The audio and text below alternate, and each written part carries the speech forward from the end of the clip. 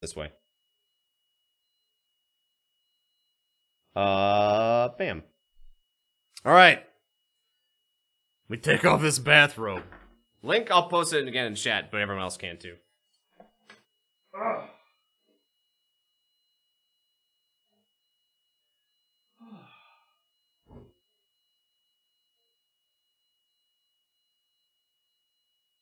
Okay.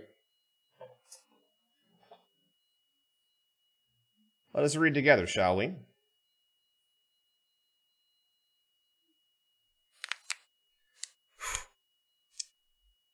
The State of Destiny 2.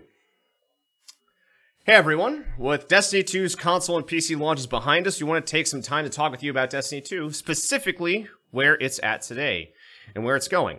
Our team has been reading feedback and working on updates to improve the game. We've also been reading some tough criticism about our lack of communication, and we agree we need to be more open. Going forward, Destiny 2's post-launch game systems, features, and updates are being designed specifically to focus on and support players who want Destiny to be their hobby. The game they return to, and a game where friendships were made. We want Destiny to be a game that fits into your life, providing you with reasons to log in and play with your friends, clans, and families. We want Destiny to be a world that you want to be a part of. A month ago, we published a list of improvements on the blog. Today, we're going to revisit the list and update its status, and share some of the work the team is readying for December, January, and beyond. We know it's frustrating when there isn't enough of a dialogue with the development team. You have our commitment that we're going to do a better job going forward. Fingers crossed, man. Upcoming updates overview. We previously published a list of upcoming Destiny 2 improvements we want to deliver. Some of these updates will be introduced on December 5th and December 12th. Others will land in the new year. So there's one in the first week and some in the next week. New systems and rewards to give our most engaged players additional optional pursuits, including a new weapon tier, Masterworks, which will feature stat trackers, random rerollable stat bonuses, unique item tooltips, and item detail screens. See the December update details section below for more info. Masterworks. Stat trackers, random rerollable stat bonuses. So stat bonuses, so I can roll something until I get stability on it? Okay, I'm about that. Improve vendor rewards, adding ways for people to purchase items directly with their legendary shards and tokens. Nice. Adding armor ornaments that grant visual permutations of armor as players complete specific challenges. Fuck yeah. Lukid, reroll. Thank you for the 3 months. Welcome back. We have stat tracking AKs now. Nice. Alright. Better incentives for players who complete challenging prestige activities. We're targeting a January update to provide better incentives to complete prestige activities. So that's not going to be this December, but hopefully by January. Better rewards and replay value for strikes, adventures, and lost sectors. In December, we'll be introducing our heroic strikes playlist and more generous strike rewards. Rewards for adventures and lost sectors are still on our radar, but will not be delivered for our December updates. Private matches in the Crucible. Still targeting early 2018, expect to have better insight into the exact timing in the new year. We're also moving ranked PvP to the top of our priority list for next year to support the competitive community. Crucible tuning, like adjusted supremacy scoring and better spawning rules. In December, we will introduce additional updates and bug fixes intended to improve these areas of the Crucible. Fuck yeah. Better incentives for completing Crucible matches and penalties for quitting competitive games. Yes, finally! And quitter penalty system is currently in development, and you can expect an update in the development of the system in the new year.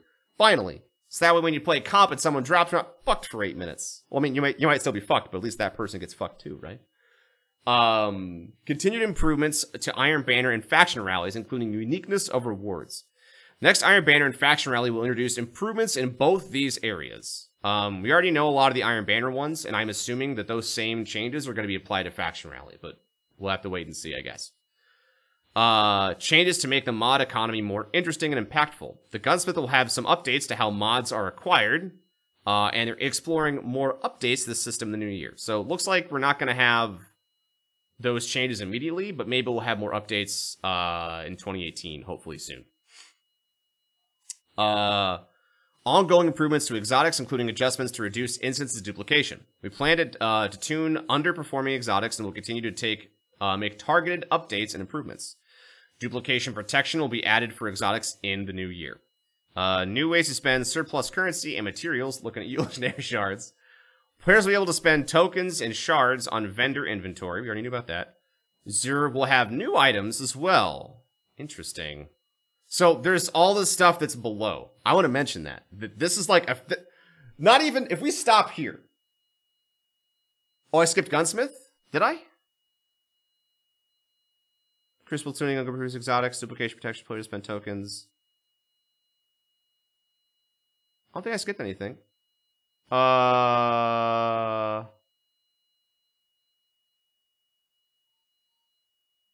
I don't think I skipped anything. I'm gonna keep going. If I did, we're gonna go back to it anyways. I don't want to stop. An emote interface that allows players to equip salty, spicy ramen, 6-shooter, and flip out all at the same time. New year. Fuck yeah. Oh, gunsmith mods. Yeah, I said that. I didn't skip anything. You gotta listen. Don't stop me for something I already did. You're holding up the train. We'll continue to revisit and update this list in the weeks and months ahead to keep you up to speed on what we're working on. Below, you'll find more specific details about each of the features and updates you can expect late in December. Fuck. Okay.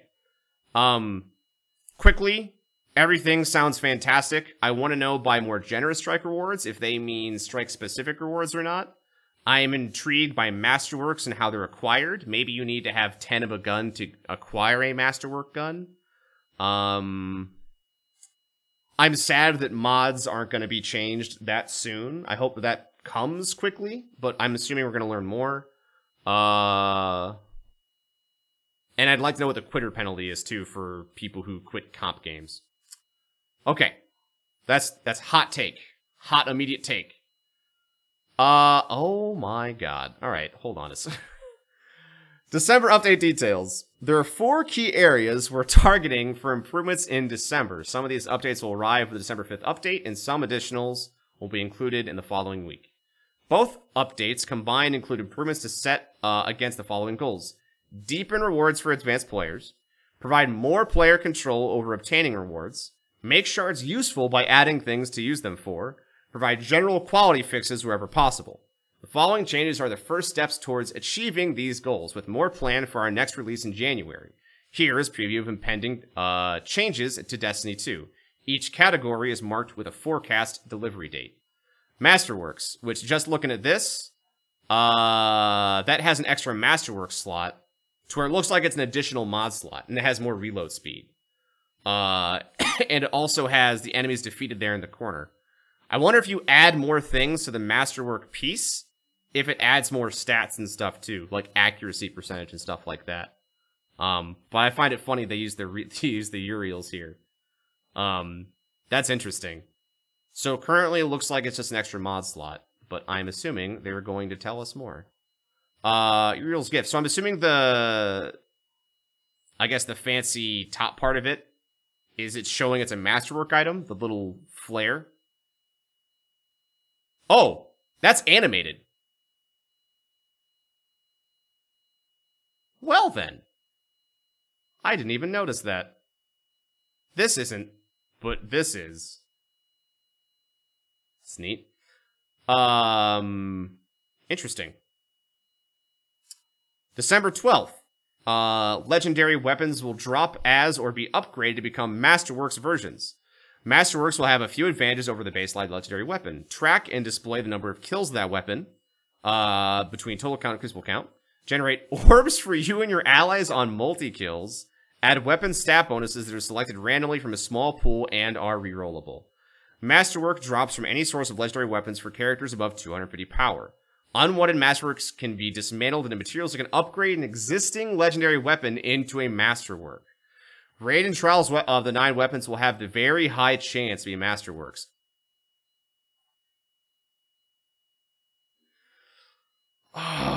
That's exciting. That's not a huge change, but if anything else, it's interesting, and I'm excited about it. I don't want to get over my head, because I think they can still do more with this, but the implementation of this system, I think, is good. And I hope they continue to pursue making this system more interesting over time. Does that make sense? Because I can definitely see a lot of ways they can make the Masterwork system more interesting. But we'll see. We'll see all the things they have on them. Oh, do you see that right there? What is that? What the fuck is that? Is that the ornament? Is that the new gear? What is that? Looks fucking cool. Okay, sorry. Or maybe that's the hunter stuff. Actually, I never ever got a full set of hunter gear, so if that's hunter stuff, I've never seen it. So that's kind of embarrassing because I fucking have the worst luck ever. Oh, it's the current Iron Banner helmet?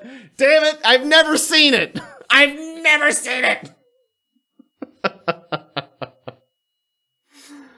That makes me sad. I got debated by my own brain. Okay, sorry. So that's Masterworks. December 5th, Armor Ornaments. Armor Ornaments will be added to some existing armor sets for more visual customization without losing your shaders or mods. These ornaments will be unlocked by completing objectives specifics to each... That's a... Permalog with account wide, it's like exotic weapon ornaments. They will be applied to the base pieces that you've already collected and can now unlock on vendors if not.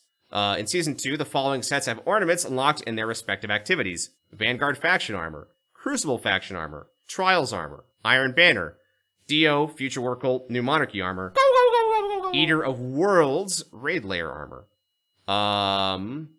So, Eater of Worlds, Raid Layer.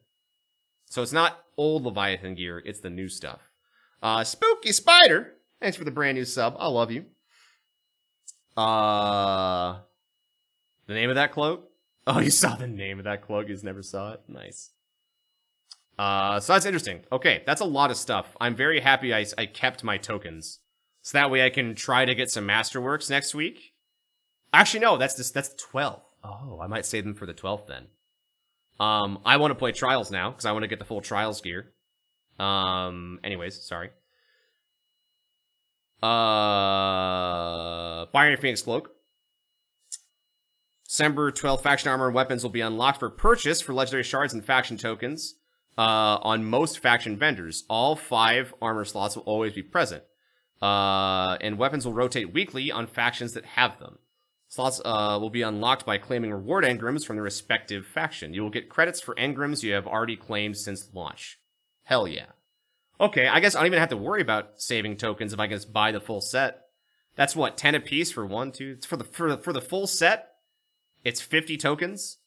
And then 15 shards apiece, so that's 75. Well then. We're going shopping! Oh. Faded engram? Oh no. Oh no. No. No.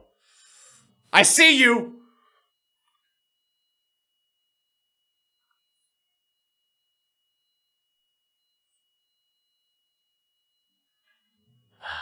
Anyways, yeah. So that's a new feat for Hunter, I guess. Okay. I'm not gonna lose my shit. I will tell you, I am apprehensive on 3 of coins. We will read on. I was doing that for a joke, just so you know. I am a reasonable individual. December 12th, Xur has some new offerings for players collecting exotics. Every week you'll be able to acquire one of the new faded engrams using legendary shards will decrypt as exotics that aren't already in your collection. Fuck yeah. That's cool. A simpler 3 coins that boost exotic drop rates from any source for 4 hours. No obscure stacking mechanics that need to be applied for every boss. These cost legendary shards, you can have as many as you like. Cool. I mean, to be honest though, I'm not really that bothered by it because the game is already dumping exotics on you. That adding a little extra is not too bad. But spending about 100 shards to get an exotic I do not have. My question is, can I only buy one? Let me reread that. One of the new faded engrams. Okay. Is that per account or per character is also my question. I feel like it might be per account. Otherwise you could get 3 per week and that'd be a lot. What are shards? Legendary shards was something you've already been collecting over time, man. Well, I don't know. They don't say. I feel like it might be per account, but I don't know what their choice is going to be. Anyways. Okay. Yeah, 3 coins change. I mean, I hated them in D1, but the design choice of Destiny 2 was to make exotics drop more often anyways. So I'm not really that bothered. Plus, you have a faded engram. You're going to get all your exotics quickly anyways, right? So, we'll see. Also, that glimmer count's above 100. Or it's at 100,000, but it's not the 999 with the plus on it. So it's interesting. Once we preserve visit, yes. Why 3 of coins? Exotics are easy to obtain anyways? I don't know, man. Maybe it's because people wanted it? It is, Gurns. It is. Alright, general investment. December 5th. Banshee has some updates on the weapons and armor mod front. So you can trade for specific ones. For players wanting to clear some mod inventory space, rare quality mods will dismantle into guts materials and have a chance to produce a legendary quality mod component. For players chasing specific legendary mods, including legendary kinetic mods, Banshee will offer a selection of specific legendary mods for direct purchase. With selection, it will rotate daily and cost legendary shards and mod components.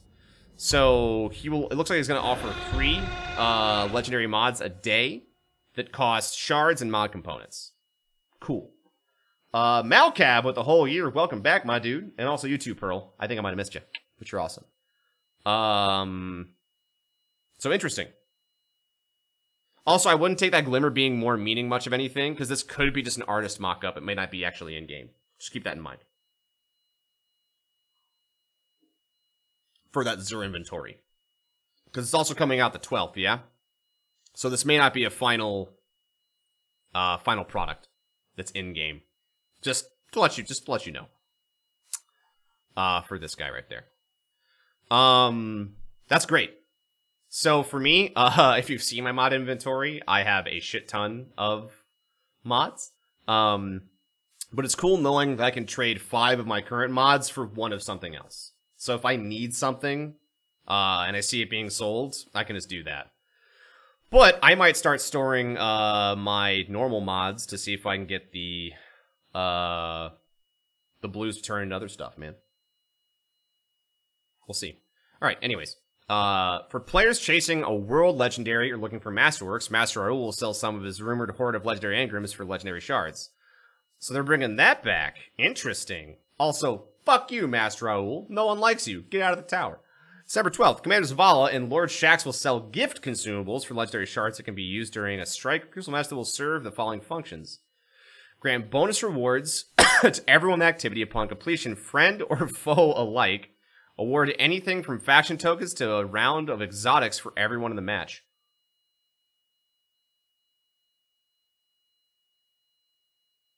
That's interesting. That is very interesting. Wow, that's actually quite surprising, to be honest. That's a cool idea, though. I want to buy a shit ton of those. Exploit safeguards on chests and resource notes are greatly relaxed and players should encounter them less frequently. Even if they do, drop rates for tokens is only reduced to 30% instead of 0%, and Glimmer will be unaffected. We want to associate a visual indicator with this in a future update, but we aren't able to pull it off in this update, but we hear you. Cool.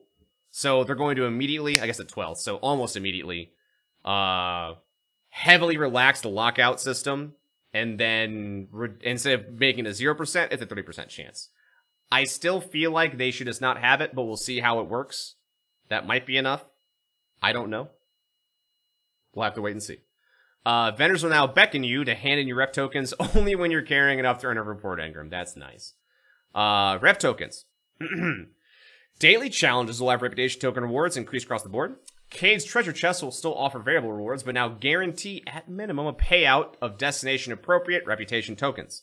Strikes will drop a large number of Vanguard rep tokens. Common quality destination resource tokens will have their drop rates increased to 100%, and values per token increase as well, 50%, and then 250 for high quality. That's nice. Because those kind of, right now, don't really do much for you, so that's kind of nice. On the balance, rep required per reward engram will increase for designated factions 37% and guns with 50%. Interesting.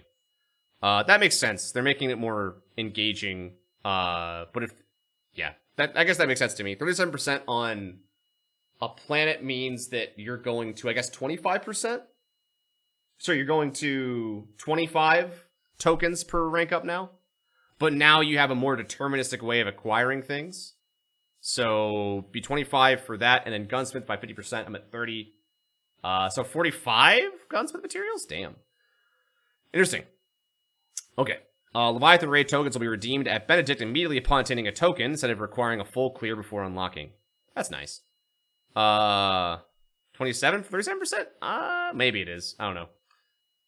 I did bad math. I think you're right. I think I'm wrong.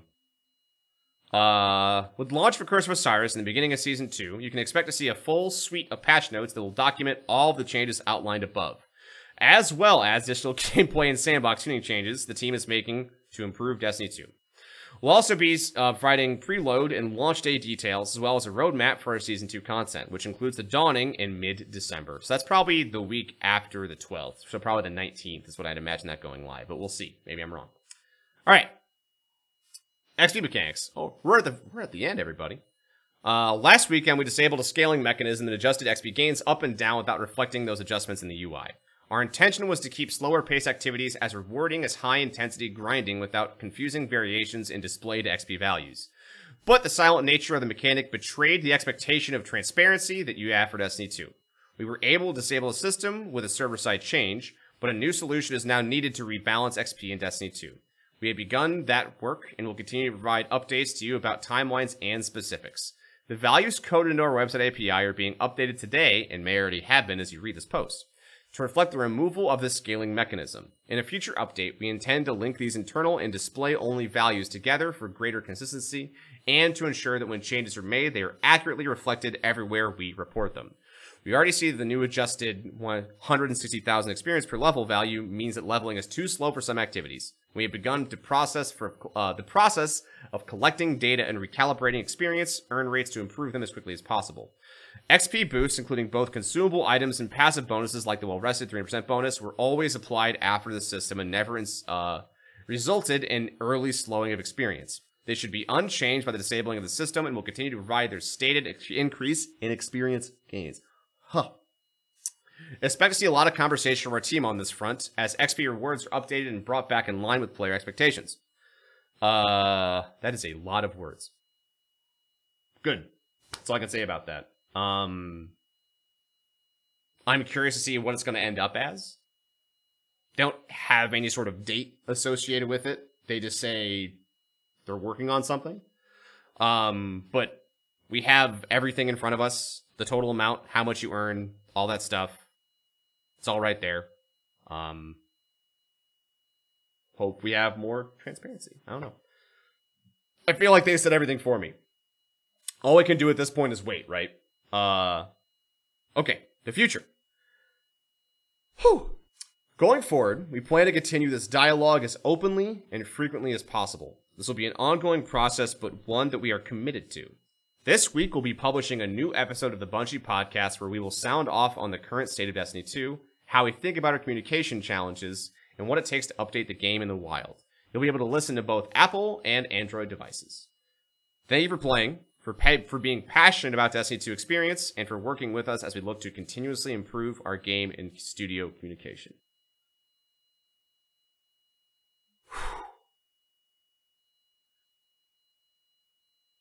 That's a lot of info. Not really, Chili Chase. Hell yeah, dude. I'm happy. There's a couple things I'm still, on the fence about, but overall, I am mostly happy. There's things I still wish to see, of course, but I still feel that this tackles many, many, many concerns, and they are finite individuals, right? They can't do everything at once. I feel like their order of operations for what they're taking care of right now is probably the way I would do it too, if maybe I had to make those decisions. It's good. I think let's start. Okay, let's start with this stuff before we talk about each thing. We'll talk about the broader side of things. So the Masterworks system. We'll start from there. We'll go. I'm gonna have another cough drop after I drink some of this water. Ha! Matchstick. Thank you for 11 months. I love you.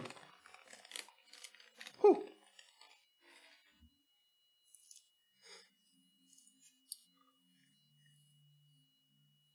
All right. Sorry, I got a little bit of a cough. Okay. New weapon tier, Masterworks. So, Masterworks, from what I understand it, is... I'll show you the picture real quick, too. Is we are going to be able to find out in the wild, randomly, or it also sounds like craft, via parts from other Masterwork items, to essentially unlock a new slot that's like an extra dedicated mod slot that changes a specific stat. I don't know if we get more of them, but that stat, it sounds like, can be randomly rolled. We're also going to get stat tracking with it, too. So that's kind of the simple version of re-rolling, almost. It has a little more randomness. Am I sick? No, I just had a cough. I've had a cough for like 3 weeks. I'm fine, I promise. Evil Wolf, thank you for the resub. I think this is a pretty good medium. I think they could do a lot more with mods, too, especially on weapons. This is bare minimum, a step in the correct direction, I feel. It adds a degree of randomness that people want. I think that people are still going to find the weapons they like to use, and then get the... There is going to be a, hey look, I have a Masterwork blank, and that is the item everyone's looking for. And then all you have to do, after you get a Masterwork blank, which you can then create yourself as long as you have the base gun, is you put in a mod for it, that's a Masterwork mod, more or less, that does a random thing. But there is going to be some form of best in slot. People are going to be like, oh, Uriel's gift, I know I want blank. You know, stability. I want... If you had a Masterwork Acreus somehow, you want fucking handling like nobody's business. There's going to be best in slot. So I don't know if this is going to appease those people, because people want to spend a million years for some reason grinding out the perfect better devils. I'm not one of those people. I respect those who want that, but I don't think that's best for everyone. So this is, you know, a step in a direction towards maybe what they want. We'll see. But I'm not going to be too surprised at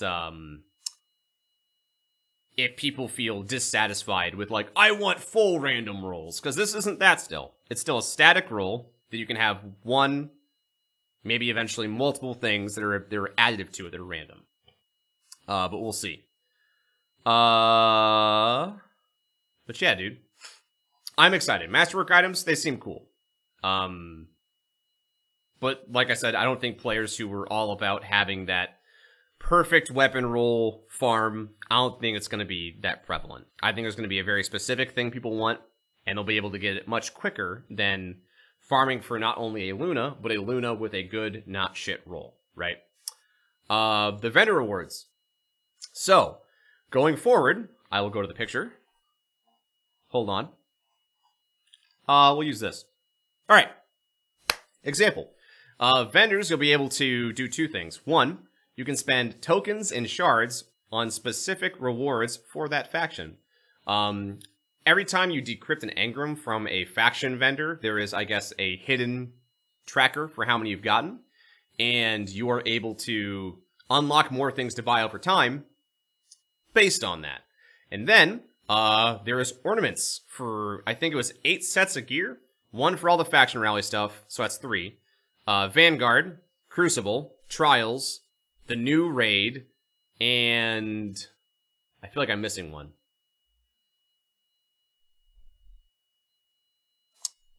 Whatever that one is. So there's that. Which is pretty cool. Deterministic way of getting something you don't have. Iron Banner.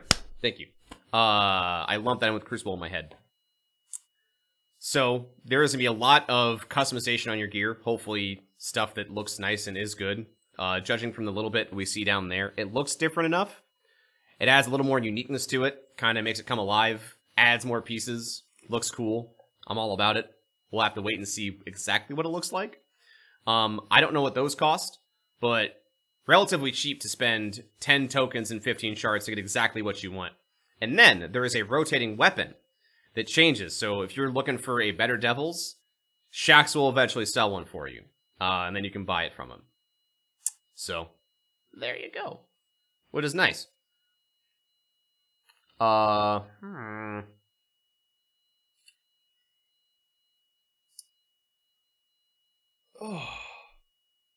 So there's that. Do the armor ornaments. Overall, just better vendors. They're no longer a slot machine. They have slot machine mechanics, but it's more like a vending machine. A vendor, if you could. Cole was there for 2 years, man. Welcome the heck back. They don't mention what it is, but you will be able to have better reasons to do prestige activities. I don't know what those are. I'm interested in that, so we'll find out in January. In December, we're going to get heroic strikes and more generous strike rewards. Gizmo, thank you for the brand new one. I love you. They mentioned that we will be getting more tokens per strike, and there is the heroic strike playlist. They haven't mentioned at all if there is strike-specific loot. I hope there is, but the fact that it's not specifically mentioned makes me feel like there isn't, if that makes sense. I feel like that'd be a selling point, right? They'd be like, oh, by the way, also, you have, when you do the Pyramidion, there is a Warlock helmet that is like the shape of a freaking goblin head. Brr. Something, right? And then they're looking at Adventures in Lost Sector rewards, but it's not going to be delivered in December. But they are looking at it. So, Pride matches. Coming in 2018, and then they are moving ranked PvP all the way to the top of what people want. Hopefully, shortly after that, they include the ability to maybe choose what I want to play. Or at the bare minimum, sort. You know? So that way, if I'm like, hey, you know what? I want to play quick play, and then, like, maybe hit square, or, you know, Q, whatever, to pull up a menu. And then it's like, alright, what modes do you want to play? And then you maybe unclick Supremacy, or like, anything but this, and then it does it for you. So hopefully that's on the radar too, but bare minimum, it's nice seeing private matches in there for sure. And then for people who care about it, the ranked PvP folks, you're going to have something for you, hopefully next year, you know, hopefully sooner rather than later. I hope that the rewards are there are good too. It'd be cool, if like the top ranked folks had very specific stuff. For example, it's very difficult to do, but, cause I think people will be salty. But in, I think, Final Fantasy 14, when they had the Feast event, the top 100 players got gear that no one else could get. And then the top 1 player had a very specific armor set that only was good for them. Like, they're the only people who could have it. I don't see Bungie doing that, but that kind of stuff, definitely, it's interesting to look at for sure. I would say, yeah, emblems for ranking up. Like, here's my rank 10 emblem, rank 20, 30, 40, 50. Or maybe just an emblem that tracks it. Don't know.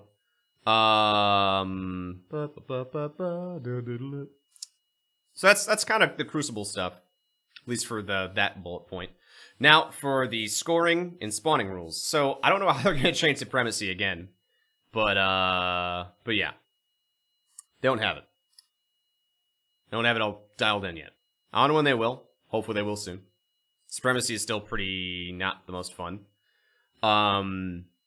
And then they're going to have better spawning rules. There's not much to say about that. It sucks spawning in front of people, or heck, inversely. It's great when you spawn behind someone and they have no idea you're there. But hopefully that scenario happens less in the future. That's later, Ichain, they did. Yes, they mentioned exotic duplicates, for sure. Don't need elitism? I mean, dude, it's not really elitism. Like, if you think that having something special for those who excel at a game is bad, that's not really elitism, but just something to chase. Just because you can't have it doesn't mean other people shouldn't. That's a very selfish mentality. I'm never going to probably get that PvP gear, because guess what? These hands, not great at killing people. So, it's never for me. But I think depriving people of a specific piece of content because you can't get it is selfish as fuck. I'm not saying that they have to have it in there, but to be like, they should never have it because I can't have it? That's childish. I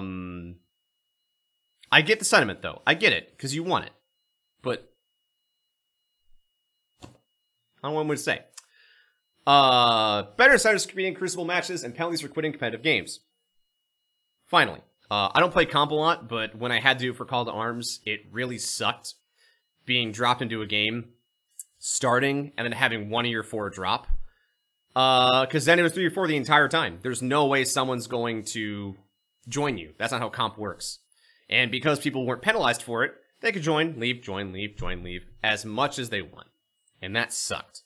It's not fun. It makes the comp playlist really not fun to play. Because I feel like every game I played was that. Either on my team or theirs. And the games just they just dragged out, they weren't fun, just wasn't for me. Yeah, I'm excited to see that. Thank goodness. Continued improvements to Iron Banner and faction rallies. So, it's not mentioned here, but it's in a previous post. Iron Banner, the way it's going to change, is you're going to be able to buy specific pieces of gear, probably the same way with vendors. And then, once you acquire it, you'll be able to do a mini pseudo quest for a specific piece of gear's ornament, and then be able to put it on. The way I understood it and the way it looks in that picture, next season, season 2, they're going to have the same gear, but they're going to be adding the ornaments. So that way, in season 3, when those season 2 ornaments go away, you have the same base gear, but then you can unlock the season 3 ornaments. Keeping basically 3, 4, maybe 5 pieces of Iron Banner gear on one piece, which is cool. I hope that it's the same with Faction Rally. Because they lumped them together, I want to say they're going to have very similar principles, but we'll see. It would be great to have the same thing for Dead Orbit, Future War Cult, and New Monarchy. But, I don't know. We're kind of going back to D1 vendors. We're kind of having best of both worlds. A little bit. Because of the addition of ornaments and stuff like that. But yeah, they're very similar to D1 vendors. But the difference here is that I can, let's say, play Crucible on my Warlock, and then take those Crucible tokens and throw them on my Titan, you know? So I could earn gear on a different character without even playing it. Which is kind of nice. Which is like the native advantage of the token system, but the token system by itself, without any other additions, is kind of like it falls flat, as we have played and seen. It's not fun to be like, alright, I got my Iron Banner token. It's actually an Iron Banner token. I got my Iron Banner token.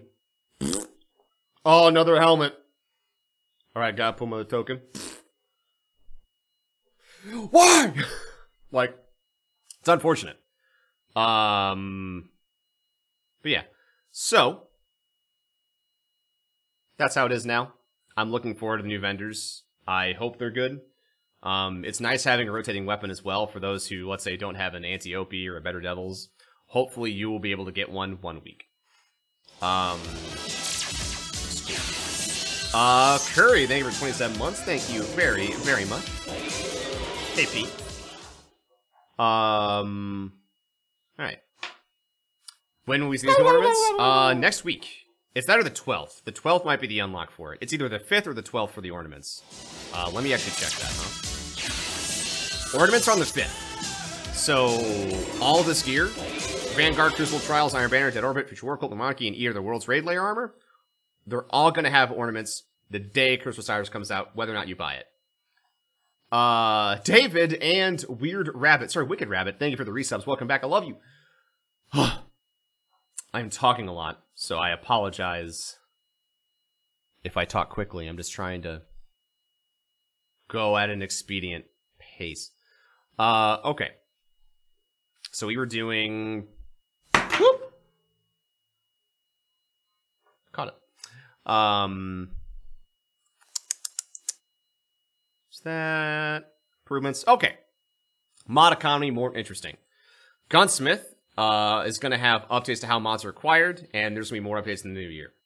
So, the way mods are now, if you don't know, once you hit level 280, you can take 3 blue mods you currently have, go talk to Banshee, and convert it into a legendary mod. That system is all well and good, except for kinetic mods, because you don't get blue kinetic mods. Period. Ever. So, the only way to get a kinetic mod to put on your kinetic that's legendary is to be super lucky and have it come with it. Get one from a Banshee package, Or could break down your legendary mods into mod components and then gamble trying to get a 1 in 4 chance of getting a kinetic legendary mod. It's changing. 1, every time you dismantle a blue, there's a chance you will get a legendary mod component. 2, Banshee is going to sell daily 3 different legendary mods you can spend 5 components on to buy as many as you like. So, I know me. When he sells the kinetic one, I'm going to buy a fuck ton. Like that.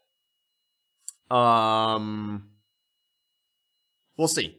I hope that means they actually are going to add blue kinetic mods to the drop table, but I don't know. That's what it is. Light lower mods doesn't matter anyways. I mean, it's something that you want though, right? Like, I want to be max power. I want to say, yes, I am maxed at 305, even if I'm not using it at that given time. It's to me. 5 components isn't that bit much.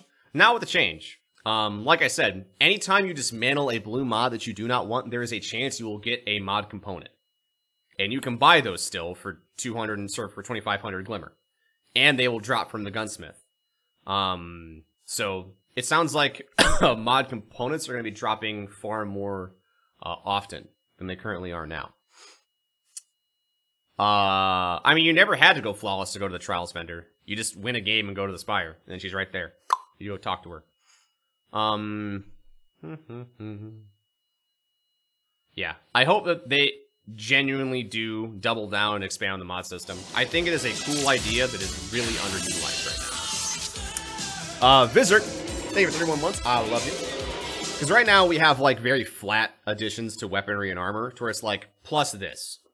There's nothing where it's like sacrifice handling for stability. Or sorry, handling for stability. That's fine. So I think they could do a lot more with mods, adding things that are interesting. Like the Masterworks stuff, they said you'll be able to potentially make orbs on multi-kills. Like, that's a cool idea. Being able to have that on a mod and then toss on any weapon you want, it's neat. Who knows? Hopefully they do. I think I still think that's a shortcoming of theirs, is using the mod system appropriately. Addressing the economy is one thing, making them interesting is another. So hopefully they endeavor to make them interesting sooner rather than later.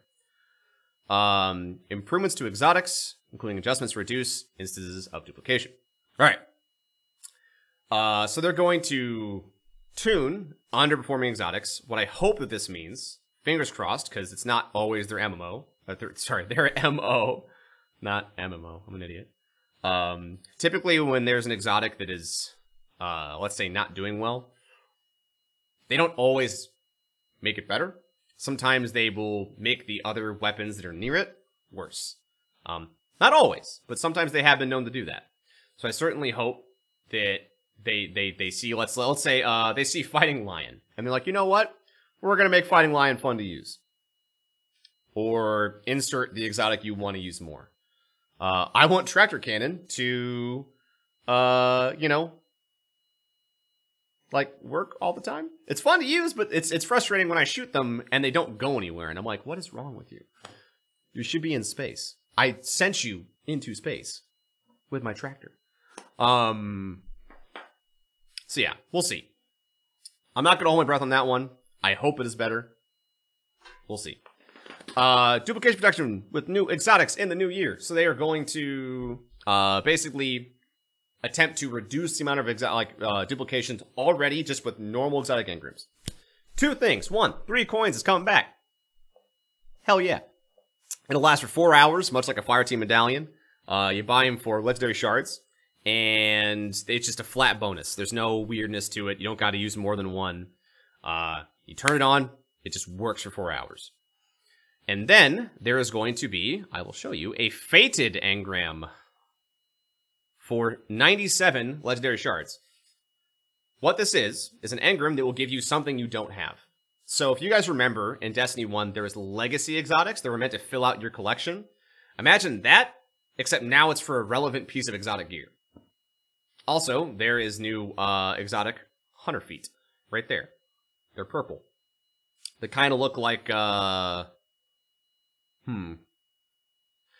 in those like 70s dance videos or like the workout videos where people had those really bunched up socks. It's like that. But I don't know if it's 1 per account per week or 1 per character per week. But you can only buy 1, potentially per character. So you get 3 new exotics you don't have every week. There you go. I love it. Leg warmers? Yeah, I don't have leg warmers. I don't know things. You guys make me look dumb on a daily basis. It's already easy to get exotics. Well, that's the whole thing, though. That's them doubling down on that concept. Making exotics even easier to get doesn't really do much at this point. Does that make sense? They are already behind the design decision that exotics should not be a gate for you as a player. The only way they could make it to where it would make me happy, or you happy in this scenario, would be to have everything be tied to a quest, or be incredibly difficult to get, or have exotics rarely drop. They have chosen not to do that. I don't think it's the best decision, because I think that exotics should be almost like a story of how you got it. We had this conversation earlier today, to where it's exciting when I talk about how I got my Hawkmoon, my Last Word, and my Yowlerhorn, because I got them all at the same freaking time. I got drunk on my birthday, I think, of the first year of Destiny in 2014, and I dismantled my favorite shotgun because I was drunk, and I was streaming, having fun, and then that weekend, I got a Hawkmoon to drop, a Last Word to drop, and a Yowlerhorn to drop. And so I had my sacrificial comedian shotgun, and that's been a joke for years. But I will always remember that. Now, I couldn't particularly tell you where I've gotten any of my exotics, because I don't have that memory, you know, of being like, holy shit, I got an exotic, and then it was like, oh my god, it's even the one I wanted! Ah! You know, like Muppets, right? It's just one of those things, man. They've chosen that that's not the way they want it to go for the future. It makes me sad. I like the old way it used to work versus having them drop like candy. But that is their decision. I just disagree with it. Simple as that. Anyways, moving forward, past exotics. Spend surplus currency. We already kind of talked about that a little bit with the way vendors work, and we showed you the new Zero items, so we've actually already covered that. The new emote interface. So you'll be able to basically have 4 emotes you can use at any time. So you'll be able to basically have maybe a wheel or something that you can just use and use whatever emote you want. Hopefully that comes soon. Because I love that, you know. It's not always used, but how awesome would it be if groups like, I don't know if you guys read this. There was a group of all deaf guardians that beat Callus. And that to me is amazing. And if they had more tools like that, like not even taking into account, like I just want to be able to like floss on somebody and then sprinkle them with salt. So the fact that they would be maybe easier, they would have an easier time communicating with each other without having to type and stuff. That'd be great. So things like that for, let's say, a PS4 Deaf Guardian would be amazing. It's a cool QOL feature. You know? The podcast is now live. See, I can't listen to it on stream because I feel like it's not really a thing I can do that's with rules. It's not my content. This is something I can do. It's public, but see, I don't even know. I probably want to ask them first, just for my comfort. Even if I can, I'm a person who always asks for permission versus asking to, to ask for forgiveness. That's just me as a person. I've always been this way. So I think that just about covers it. On a more like conversational basis, right? I didn't just read everything. So all the stuff we already kind of talked about, all this stuff is coming soon. So December 5th, what we're going to have is the armor ornaments. Obviously, Curse of Osiris coming out. We're going to have the sandbox changes with the Season 2 update. The Banshee updates. Raoul's going to be selling Legendary Engrams for shards again. And the rep tokens are going to change for a lot of things. Basically, a lot of stuff's going to just have way higher drop rates. So yeah. That just about covers everything. For me, I'm excited. There's things I'm sad they neglected. But for the most part, I feel like it's what we're asked for, right? It's not everything, because they're a limited number of people in that company. People still want the ability to choose what specific game mode they want to play in Crucible. You know, they still want better reasons to have multiples of the same weapons. They want more randomness in the game. And this isn't doing all of that. But like I said, I feel like for everything here, if not taking great strides, I think they are doing a good job with steps in the correct direction. You know? It's not perfect, it's not everything, but it's a lot of shit that we have been asking for. We'll see. They do nothing for Raiders? See, I disagree with that. I think they're... I guess I'm gonna be controversial. I like the Prestige raid. From a gameplay standpoint, and from a reward standpoint. The difference being, is that they basically made the ornament for that piece of gear from the Prestige raid on intrinsically. It's your glow, right? I like it. I know I'm in the minority. I know. I understand. I'm not saying you have to, but I still like it. The thing with raiding that irked a lot of people is the fact that everything was token-based. They didn't really talk about the raid token and the raid reward system changing. I wouldn't be against it, having an encounter every single time you do an encounter, you'd get a drop. And then, okay. Perfect world, here's what I would want. You do the raid, you get a drop from every boss. On top of that drop, you also get a token. You get 1 token per encounter. Then you go talk to your vendor. So you go talk to Benedict, and you're like, hey, Benedict, you're a robot, and you're being controlled by Callus. That's weird. And then you can give him, let's say, 10 tokens to get a specific piece of gear you want. I think that'd be a good medium. That's what I would like.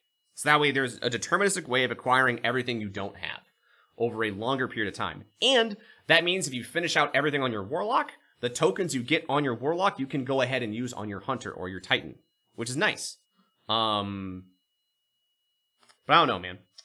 I think the raid is pretty nice. I like it. I don't think it's perfect. I know a lot of people don't like it. I do. Biggest complaint is the reward structure. And the weapons feel pretty, minus Sins of the Past, feel pretty not great to use in general. Raid Sword's pretty okay too, but a lot of the energy and kinetic weapons I don't really ever use. I haven't gotten the Raid Hand Cannon yet, but I know a lot of folks also like the Mob Justice. I've never really liked 900 RPM submachine guns though, so there's that. Like, I still like it. They're adding a new raid layer. Things could change, but obviously they wouldn't be able to talk about it here because that'd be a spoiler for the raid layer. We will have to wait and see. I understand, like, there's nothing for raiders here, but I think there's a lot for PvE players as a whole with just the way the game is now shaping to be. I don't know. We'll have to wait and see. If anything, the thing for raiders is that when you get your new raid layer, you're going to be able to keep doing Callus at the same power.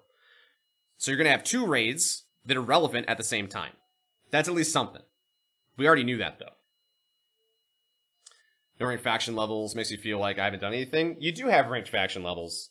That's the whole thing. It's just not shown to you, which I think should be an easy change for them. I don't know why they took it out, but that's how the system works, actually. As you acquire more reputation with a vendor, you unlock more things you can buy from them. And they're post-dating it to where anything you have, or however many engrams you've opened, is going to affect how many things you can buy when the system launches. You don't got to start from ground zero again. And yeah, it's honestly very similar to what we had in Destiny 1. It's just a bit different. At least for vendors, just not for the raids. Doesn't have specific perks that I want to pursue. I can agree with that. I think that from a actual gameplay perspective, the raid stuff is underwhelming. I completely agree with that statement. I like looking fucking awesome, and I've always been that kind of player, so I know that I am a bit an outlier. To where that's why I wanted to do Prestige raid. It's because I want to have all the glowy pieces, because I'm vain as fuck. Look at my glowing purple belly. Right? But I know that that's not for everyone. And I agree. I would love to have, like, hey, you have the raid boots, you move faster while using a spore. You are harder to be detected when you're in the pit in the gardens. Or you move faster when holding a psionic charge. You know, take your pick. I would like those things. But I think that would extend even past the raid. I would like more interesting perks on armor, period. Love them saying that all our previous packages count towards tokens. Yeah, for sure. It's nice. It's because like there is an intrinsic hidden value to this your rank with a vendor. It's just not shown for. I wish I knew why. I don't understand why it's not shown. That's something I agree. I don't get it. Just like how they're making it even easier to get exotics with 3 of coins. We already talked about that. I think it's because their opinion and their decision, their philosophy is that exotics are not supposed to be a gate for players. Exotics were a gate for a lot of content in Destiny 1 for people being, quote-unquote, successful. Yalwarhorn, originally with Vanilla Vault of Glass, once you couldn't push people up anymore, you need G-Horn or you're not invited. That wasn't always the case, but that was a community problem. It was a big enough problem that people would complain about it, right? And it was a common thing on Reddit. If you don't have Black Hammer, we're not taking you into the raid. If you're not using a Fatebringer, you're kicked. So, that's why I think they do it. I don't personally agree with it. I'm on your side here, but I understand their reasoning. Doesn't mean I have to agree with it. I certainly hope that in the future that okay, if this is their decision, add more interesting quest exotics that are awesome to earn. You know?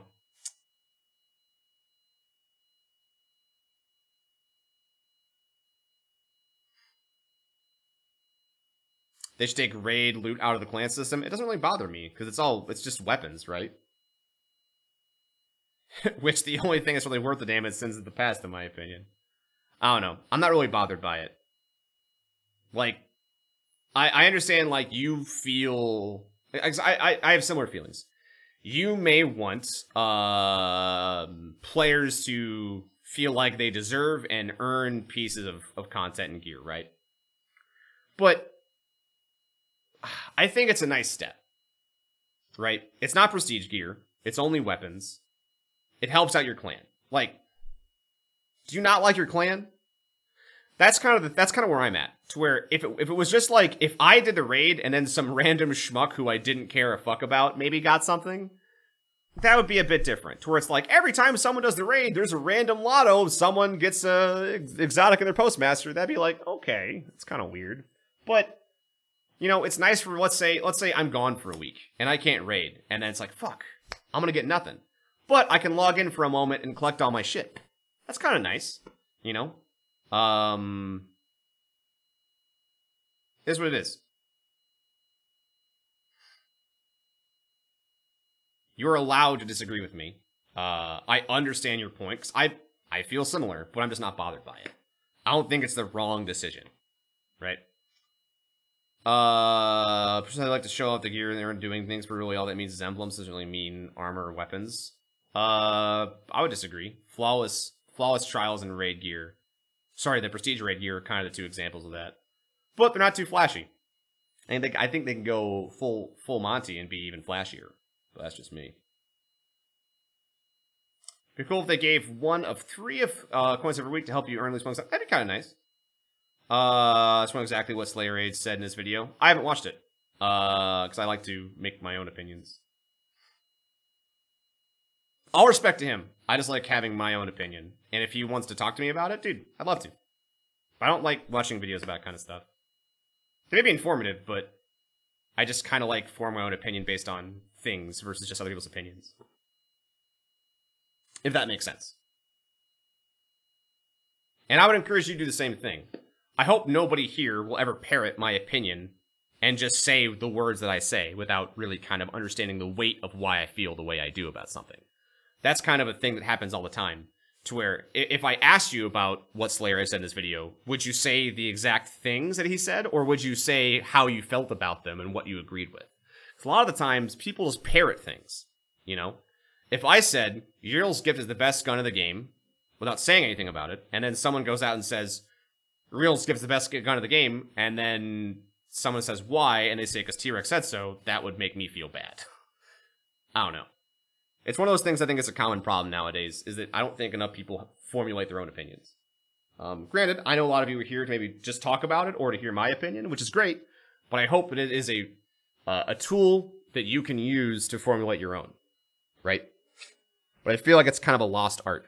It doesn't happen as often as I would have liked, you know? Intelligent conversations versus just words being thrown between one another, one ear out the other, right?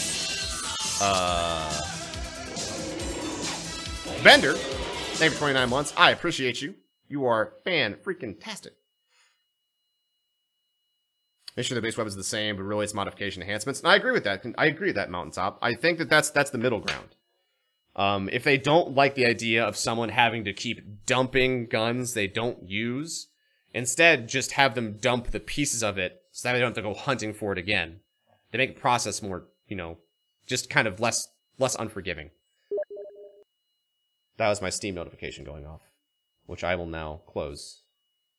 Nate, I love you, but I'm streaming. Oh.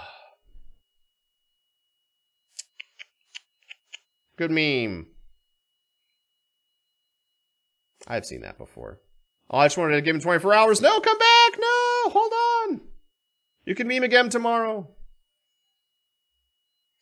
It's not my Steam. How I feel about it so far? I think it's great. It's not perfect. It's not the silver bullet. It is, from a reasonable man, step in the right direction. It's exciting to read. There's things I hope that they add over time that are not listed, obviously. But overall, great step in the right direction for a lot of people. Chopped Liver, thank you for the 14 months. I love you. You are fantastic. Where's stuff like clan chat and etc.? They're working on it. If it's not listed here, it's not like they aren't working on it because, like, for example, that was already mentioned as something they are working on. That was 1 or 2 weeks ago, right? Just like the fully fleshed out Iron Banner changes was already spoken about a few weeks ago. They didn't rehash a few things they've already talked about that they're working on.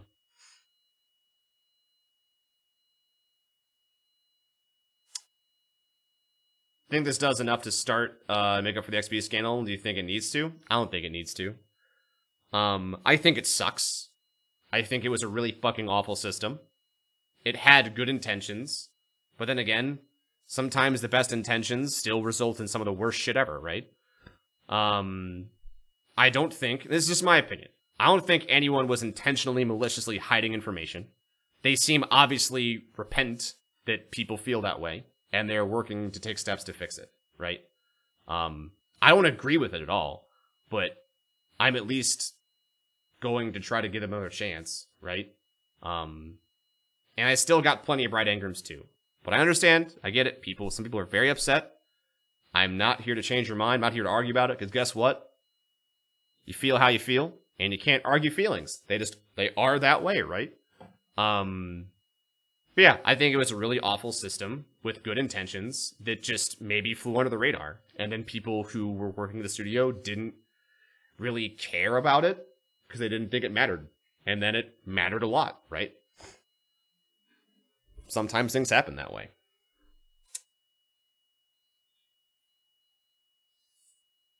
Oh. Like to hear Rumble coming back. I mean, I agree with you too. I'd like Free For All and Freelance to come into the rotation again. I mean, overall, my personal interest in PvP, aside from just like make things more balanced, right? I would love to go back to Bungie's age-old weekly fun playlists. You know, like we were talking about this earlier about like Fiesta, you know, random gun spawning, grip ball, stuff like that. Legendary Brawl, which was like a 13-person free-for-all. It's fun. I'd love to see that come back.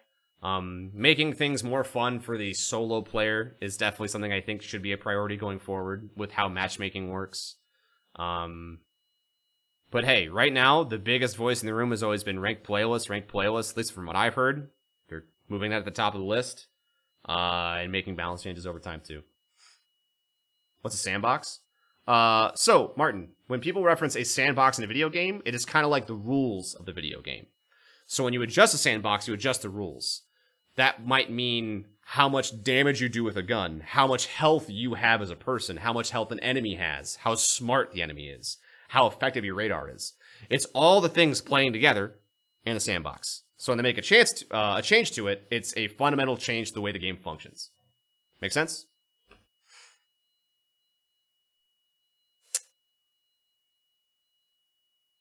This is a long time thing. The changes needed are huge. I don't know if it'll make it. What, the game? The game's gonna be fine. There's one thing I know about Destiny players. It's that they are very vocal and very passionate. They voice their passion sometimes in not the greatest way, but they are passionate about it because they love the game. Even if they say they hate it, I feel like they love it. You know, you don't typically have that visceral of a reaction to something unless you really do care about it. You know, kind of like when a child says to their parent, I hate you. It's because they care a lot about that parent's opinion, right? People can leave for now, but I think if the game becomes the game they want, they'll come back. They always do. That's how Destiny works if you're new to Destiny. People complain. DLC comes out. They buy it. They play it. They complain about it. Then there's like a lull period. Then, as the next thing comes out, oh, we're mad again, and then it comes out and then repeats. Just how it is. I'm gonna listen to the podcast, not on stream. I don't feel good about that. It's not my content. Plus, it's gonna be weird trying to listen to it on stream and then try to talk about it as they're talking about it. Reading, we can go at our own pace and discuss and pause. All right, bye, Shunty. See you next time. But yeah. Like, I don't know, man.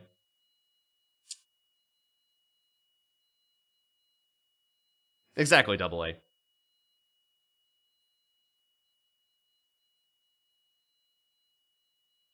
It's up the old term if you buy the DLC. I mean, that's fine. Makes complete sense. Be an informed consumer, right? If you are on the fence about buying this game, recommendations coming at you hot. 1, wait to see maybe myself or any other Destiny streamer play it. Wait for the YouTube content. Wait to see if your friends enjoy it, if they're playing it without you. Read up on it on the BungieNet website. If the game looks like something that you're interested in, continuing playing or picking up for the first time, then do so. If it doesn't, move on. Best advice I can give you. What I would not recommend is if it doesn't look interesting to you, don't buy it. Because guess what? Speak with your wallet. It's very loud, believe it or not. And then buy something you do want to play. Don't sit in a little pocket of misery just because you can, right? Redneck, they were 14 months. I love you. Oh yeah, there's also the free trial if you're brand spanking new. You can play the first 2 maps, or sorry, the first 2 worlds, I think. Play quick play. I don't know what the level cap is. Probably like 8, something like that. But yeah, like, you don't have to spend money, right? Be an informed consumer. Try your best not to be a parrot. Be the best you that you can be, right? It's very canned, but it's just the truth. It's cliche because it's still true years and years later, right?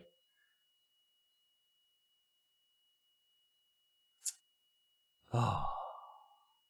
Plus 10 weapon mod? No, plus 10 reload speed.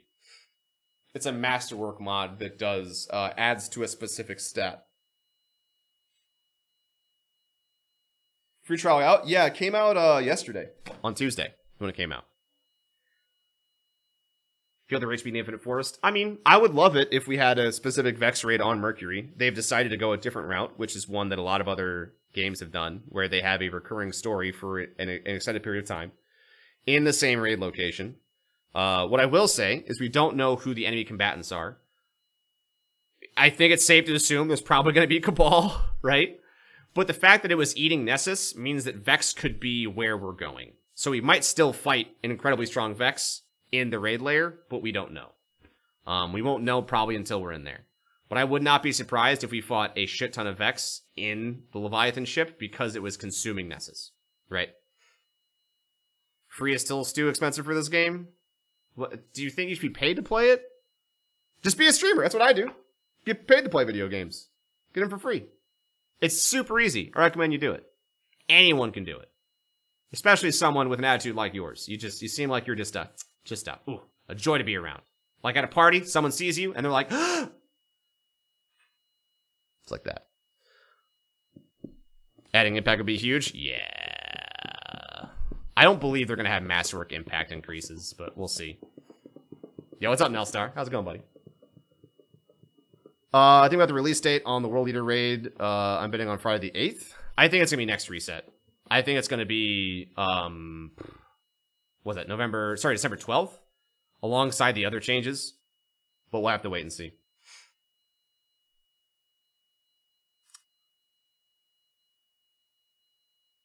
Whew. I'll start tomorrow.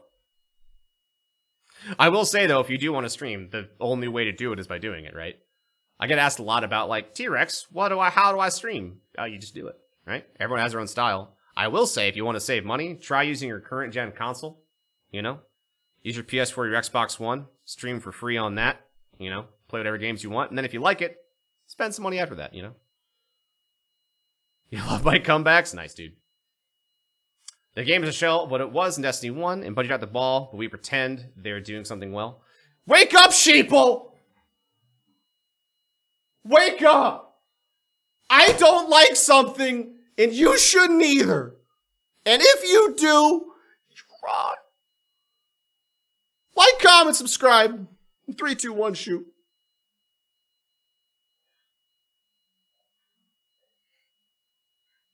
It's only hovering over Nessus. It's not consuming it. It is. It's eating bits of it, dude. That's the whole point of it. It's harvesting. It's not like fully consumed. Yes, most of Nessus is still there. What the exotic boots Zero has in the... Oh, we don't know. They're the new ones. Did I mention anything about leaderboards? No. No kind of leaderboards I know.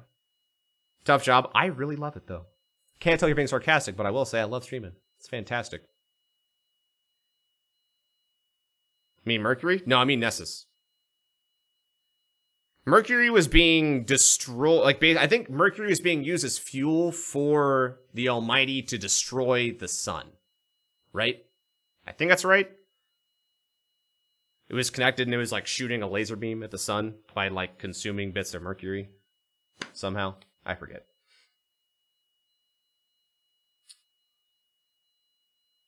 Yeah? Alright, cool.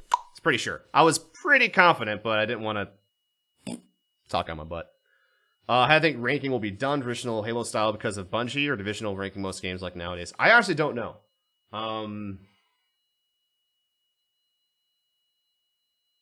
Part of me thinks that Bungie tries to stick with what they know. So they might go with traditional, for them, like 1 to 50. Right? 50 being max rank. But, I mean, the current system of, like, grinding out your rank is also been incredibly popular. Look at Overwatch, right? People grinding out whatever their division rank is all the time. League of Legends has been using it forever. I think Dota uses it too. CSGO. So I wouldn't be personally surprised if they were like, oh, time for an old dog to learn a new trick. I don't understand. I don't know. We'll have to wait and see. Masterworks, there are a select number of legendary weapons you can reroll. No. From what I understand, it's every legendary in the game has a chance to be a Masterwork. Trials and Raid Gear has a high chance of being a Masterwork. You can dismantle Masterwork equipment to then create a legendary weapon, or convert a current legendary weapon into a Masterwork weapon. That is how that system's going to work.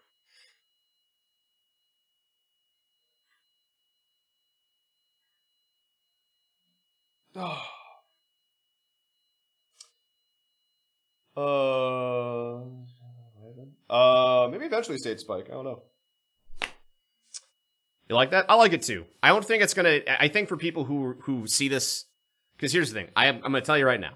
Someone saw this and just saw the word reroll, and then they exploded in their pants. Like that. Just it was immediate. Like there was no pomp and circumstance. They were on the subway at the time, reading on their phone. Everyone was staring at them. It happened. Okay. The thing is, though, this is not going to be the exact same situation as that's not Iron Banner. House of Wolves rerolling, right? It's going to be a very specific reroll of us one thing that adds a bonus to it.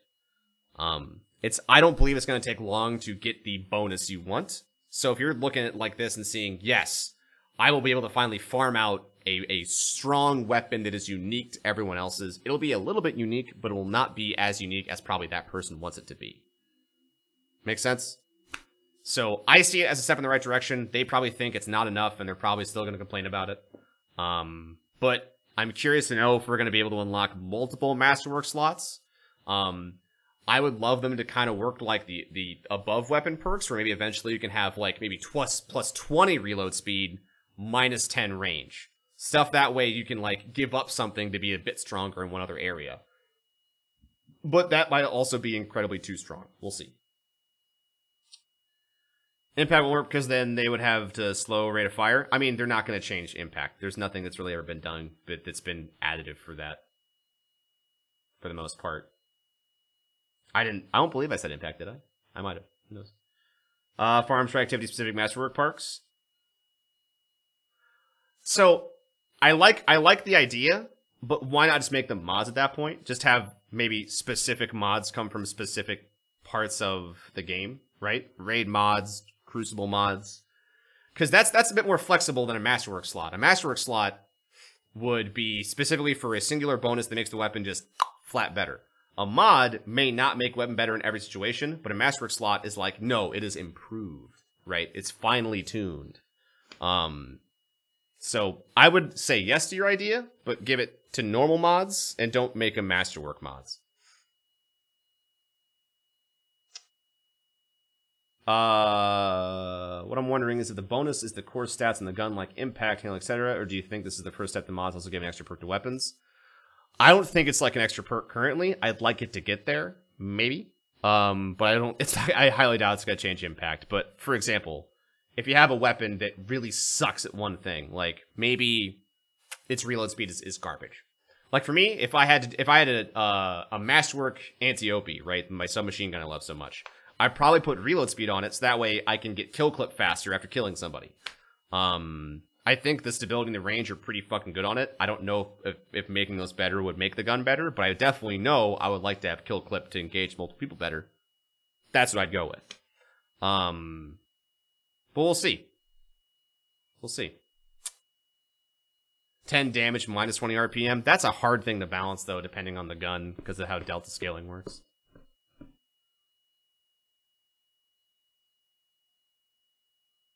PvP players, probably Law Dog. I mean, I don't think the meta's that boring in regards to the weapons. I think it's the play style that's kind of the problem. For a lot of PvP players, right? It's the systems.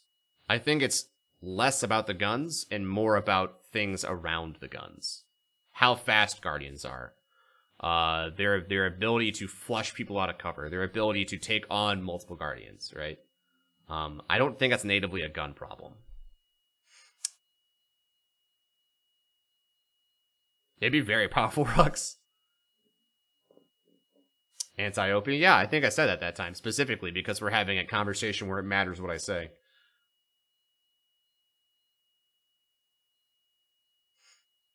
Causes gampy gameplay, the radar lockout? Yeah. I don't know. Bungie's pretty stuck in the... has dug their feet in with the whole radar situation.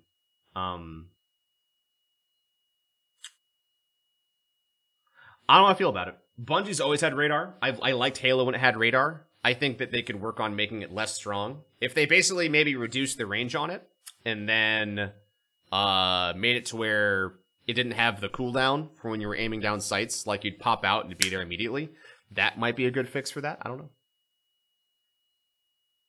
Sandbox and all that stuff. True. Well, I guess we were talking about guns, so I assumed you maybe thought we were talking about guns, Law Dog. You're right. I assumed. I was wrong. There's going to be a mod with handling speed nobody's going to use, depending on the gun. If I could have handling speed increase on my Acreus, you bet your ass I'd put it on there. Holy fuck.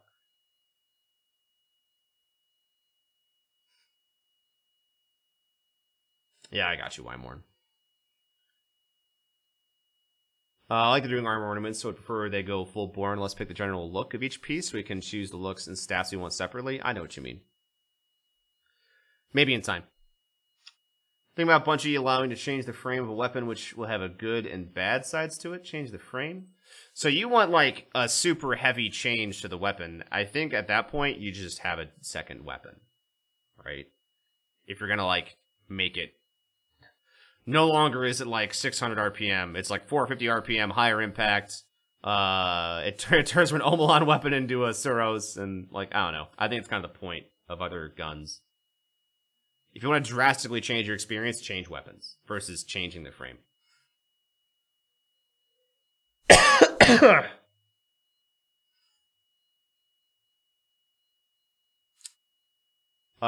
Game mode variety and PvP. Yeah, I think that that's one of the things I mentioned earlier that I think is lacking in this post would be changes to the matchmaking system and game mode system for PvP.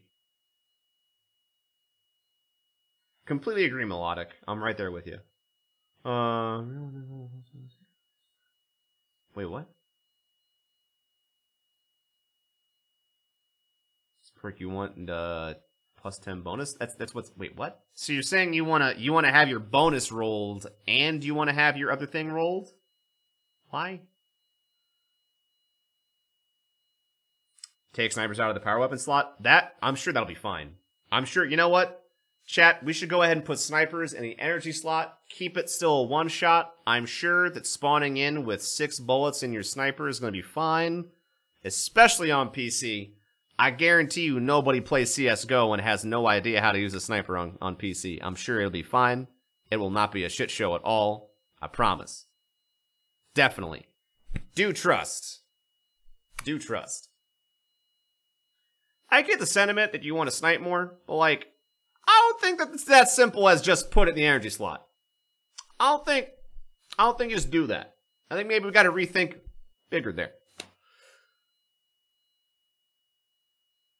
not saying I'm married to kinetic energy power, but I think that just doing that would be... that'd be the actual worst. That would be the actual worst. Crafty would love that? I honestly don't know if Crafty would love that after a little bit. It might be really fucking frustrating to play with after a little while. The sarcasm there is so hidden, I can't even see it with a microscope. But yeah, I get it. Wanting to use specific weapons more often in the Crucible because it's just nice to have more control over the situation. I understand the sentiment. But just moving something this other slot, it imbalances everything completely. If you want to have snipers and shotguns come back to, let's say, a more readily available usage scenario for Crucible, there would need to be a lot of changes to how the game works, right? It's not just move it, you're done. It's a lot of work. It's not impossible, but it's a lot of work. So you're saying D1 wouldn't work on PC? It's not that it wouldn't work. I just, like, I don't know. People really liked shotguns and snipers in the, in your special weapon slot in Destiny 1 because special was super prevalent. You might as well have always had it. You know, the only downside is you lost it when you died. But otherwise, you had a way of rapidly killing Guardians, and people liked that. It filled a power fantasy. But I don't intrinsically feel like we have a worse version of that because there is less people blink shotgunning and stuff like that. I don't know. I'm not saying what we have is perfect, but I'm definitely saying that what we had also wasn't perfect. You know? Like, I can pretty easily go back on Reddit or Twitter even and see people complaining about snipers and shotguns in Crucible in a heartbeat. It would not be hard to find. It's because it was fun. It's fun when you're winning. Like a lot of things. It's very fun to have a Fell Winner's Lie when you're the only one to have it. Right? With a perfect roll. You feel like a god. Everyone hates you. So like I said, I think that it's a complicated thing. I don't know the answer to it. I don't pretend to. But I'm not also ignorant to the fact that Destiny 1 had its own problems. But I feel like plenty people are. And that's surprising to me. That people... And hey, honestly, if that is your preferred Crucible, it still exists. it's still right there for you to play, you know? Not pretending what we have is perfect. I'm not saying it's super better. I think it has its own problems. But I think that people oversimplify things so much when it comes to balance that there's probably a reason why you or I don't work on those systems, right? I am educated enough to be dangerous in the sense of I can have a conversation. But if you sat me down and was like, all right, Teawrex, I have a lighter. I will light you on fire unless you balance this exact meta in 10 minutes or less. Go. I'd be dead. I'd be lit on fire. But yeah. I don't know, man. I don't have all the answers. But I definitely don't think the answer is just take all the power weapons that weren't original power weapons and put them in the energy slot. Because then, once again, why even have a kinetic weapon? You know? Maybe have a scout. Look, I feel like it would turn into a lot of either multi-tools, better devils, and then a lot of shotguns and snipers, and then a lot of rockets. I feel like that'd be just about what we'd have. Which, if that's your jam, hey, I hope that we don't get that. I hope you don't get what you want. But I respect your opinion to have it, right? Balance never complete equally? Yeah. There's actually there was an article that was on Reddit where someone compared Dota 2's balancing philosophy with Destiny's, saying that, I forget his name, the guy who made Dota and who balances it, but if everything's OP, nothing is. That game is also incredibly different than a game like Destiny. Like, to compare the two on that fundamental level is just, it's impossible. Like, it really, once again, oversimplifies the equation, right? The everyone having their own specific niche of strength works in Dota because you have a hero select and everyone can pick and counterpick, versus all just zoning in at the same time. Oh shit, 5 of us picked 80 carries? Damn it! Well, that's League of Legends, but still, like, that, it's one of those things, man. Ice Frog, thank you. But yeah, it's hard. It's hard to make everybody feel powerful in a game that's, especially that's a shooter, right? I don't know. I don't pretend to have all the answers, but things aren't as simple as we know them, because life is complicated, balance is complicated, math's hard. I don't work in game dev for a reason, right? I'm assuming you don't either. Much rather have really high inner accuracy and more things to raise the skill ceiling. I'm okay with that. I can get behind that completely. The skill ceiling is a bit mitigated with how strong team shotting is right now. Completely agree with that.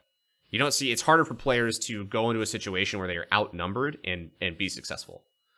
Granted, you know, it's also the player's fault if they blink directly in front of 2 people and then die. Can you blame the person or blame the team for sticking together when that person's an idiot and dropped right in front of them and had to rearm their weapon and got blown away? No.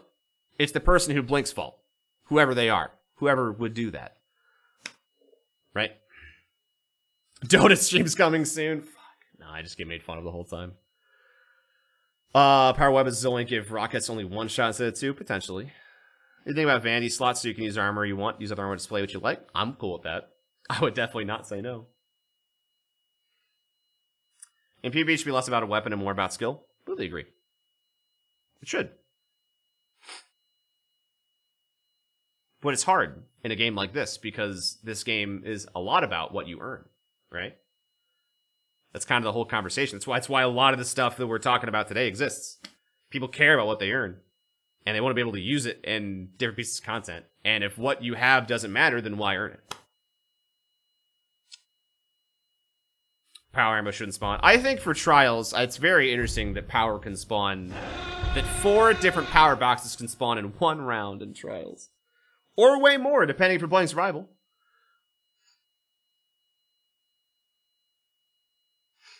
Terminator, thank you for 14 months. Welcome back. You're fantastic. Pay money for vanity slots? Yeah, I mean, I don't know. I think that currently I have other axes to grind than vanity slots. I think once the game's in like a nice peaceful place of a lot of people getting what they want out of it, then we can start focusing on like more vanity type scenarios, right? Gear and PvP versus PvP, do you think D2 should go the WoW route to win item slots earn in different ways? I have talked about that, and the resounding answer to that question by the community is no, they don't want that. They want to be able to earn something in a raid and then take it into Crucible. They want to be able to get a better Devils in Crucible and then take it into the raid, right? So, do I think that might solve a lot of problems? Potentially. But I think the game would be less special because of it. I don't know. Feel like they ruined Trials? Really? I think Trials is actually probably the most fun I've had in Crucible in D2 has been in Trials.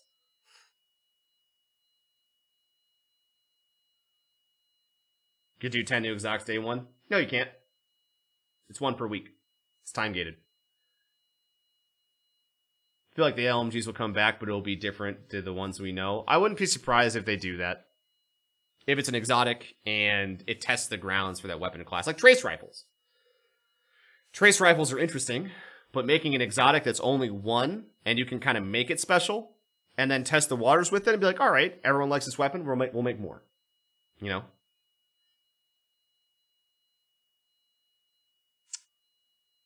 Do you think that make Mastercraft items not usable in Crucible for balance purposes? No, they're going to be usable in Crucible.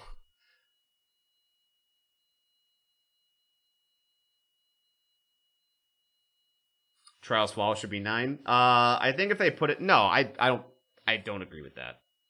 I like the current system. You have to win 7 in a row. You can't lose. They just... So basically, it is a less forgiving system because you can't have any losses, but you don't have to buy any tokens. You just got to win 7 in a row. Right? That's just like Destiny 1, because everyone always bought boons, and at that point, why have the boons existing if everyone uses them? Just make them on at all times. Which they did that by reducing the amount of wins you need by 2, and they just took out Mercy, making it more difficult. The thing that sucks is if you get, let's say, DDoSed, or if you disconnect, you are fucked. Don't know. It is, I think, a good system. I don't think that is something they should focus on right now. I'd say there's bigger fish to fry. Paired Penguin. Thank you for 14 months. Welcome back. Appreciate you.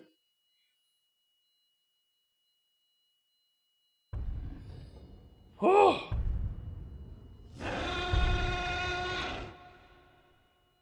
You want 9 wins straight? Yeah, I don't. If it was 9 wins straight, I think less people would play Trials.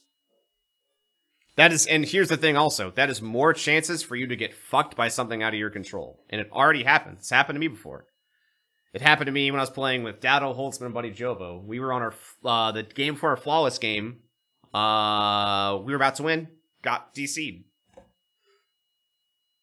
At least on PC? No. Trust me. Do trust. I think it's good the way it is. Having us how interesting the random perks may be. Yeah, we talked about that a lot. What they were headed as a collection game is they need to invest literally clock and do nothing else to make more exciting. Should we have invested? There's not that few items, man. There's still a lot of them. If you play a lot, you're going to get a lot of them quickly. But I don't know, man. Yeah, I wouldn't mind more things, but I feel like we had a shit ton of stuff at launch. It's just the question of when you have a lot of guns, some are not going to be used as many as others. Look at Borderlands. Borderlands is all about builds. Yes, there is an insane amount of weapons. There's pearlescent weapons. Guess what? A lot of them suck. In 1.0, oh, what was that? You got a bee shield? You got a conference call? Go blow up the planet. Like, why have anything else? So, it's just one of those scenarios, man. I used to speedrun that game. Duckface. Explain how reroll Masterwork weapons? They did not.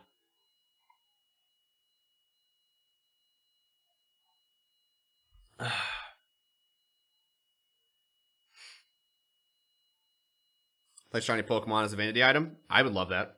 I'd be cool with getting a super rare version of something just for fun.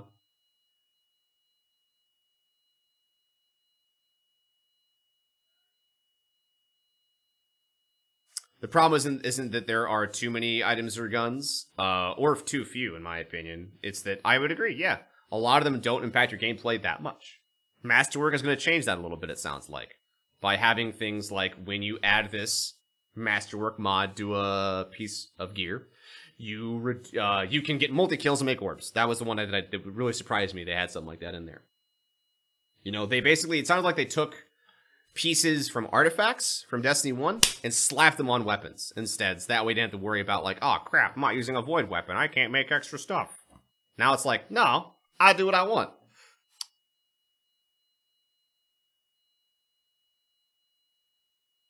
It's been nerfed for ages. Oh, I know. That's why I said 1.0, Derrickster. Okay, I was being very specific. Because that was the speedrun patch he ran on. Also, making that joke, I spilled something on myself. Because I'm an idiot. I don't know about guns, but they didn't say anything about real in-game content. I mean, what is real in-game content? It sounds like you want more things, and that's not what this patch is. That's not what this conversation was about. This is quality of life changes, man. These are system tweaks and additions. Extra content isn't going to come probably from stuff like this. Not a lot of it, at least. The content you're talking about comes from DLCs. That's the stuff you pay for. You're right. They did not add a lot of stuff for, let's say, reasons to replay content. I understand what you're saying there. But they're still making the game... What's the term people use? Destiny 2 was mile wide, inch deep. We're getting to 2 inches deep. Baby steps, man.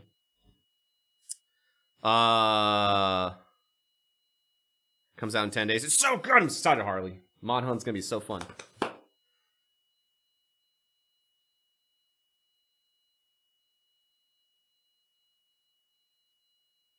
I mean, I'll disagree, Pyro. Well, here's what I will say. I think there are many great things in this post. I think there are two kinds of people. People will be like, this is nice. Oh, let's say three. Let's say there's three kinds of people. There's two hyperboles here. One, person sees this. This is the best thing for the game ever. Destiny 2 is a perfect game. Everyone should play it. Give them $1 million. Great. There's that kind of person, right?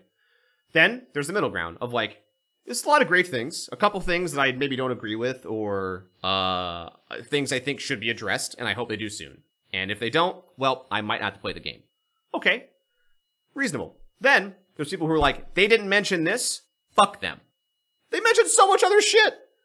It's like you're getting a shit ton of presents at Christmas, but because you didn't get a yo-yo, you took a dump on Santa. Like, it's just... There's that, too.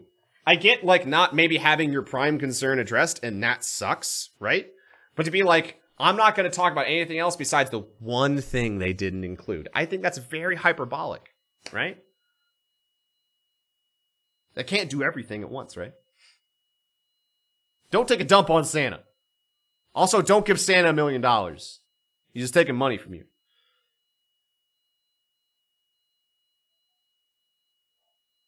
Yo, real talk though, I say that, I got really mad one year because I didn't get a yo-yo. That's like a real story. I was such a little shit about it too. God, I'm embarrassed by that. I got so many nice things for Christmas when I was like maybe 14 or 15. But at the time, I had this really old yo-yo, and I was like, yes, I was starting to learn tricks and stuff. And then the only thing I asked for Christmas was like, I want a nice new yo-yo. And then I opened up everything, and there wasn't one, and I just pouted. I pouted the whole time. Then we go to my grandma's house, and lo and behold, my grandma bought me a yo-yo. Granted, that yo-yo sucked. It was worse than the one I had, but they did give me a yo-yo. I actually don't, Derrickster. There's other embarrassing stories in my family that don't involve that yo-yo.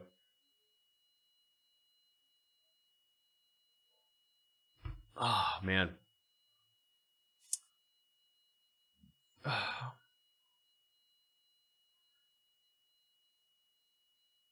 Welcome to my yo, I was a boss. Never played D1, picked up D2 because I was added to Battle.net, and it seems promising because of PvE and PvP potential. I hope you like it, NYX. If you don't, sorry. I'll give Santa $200 to see what I get. Oh, it gave me a $200 gift card. How nice. My parents didn't know. No, they knew because I was being a shit about it, right?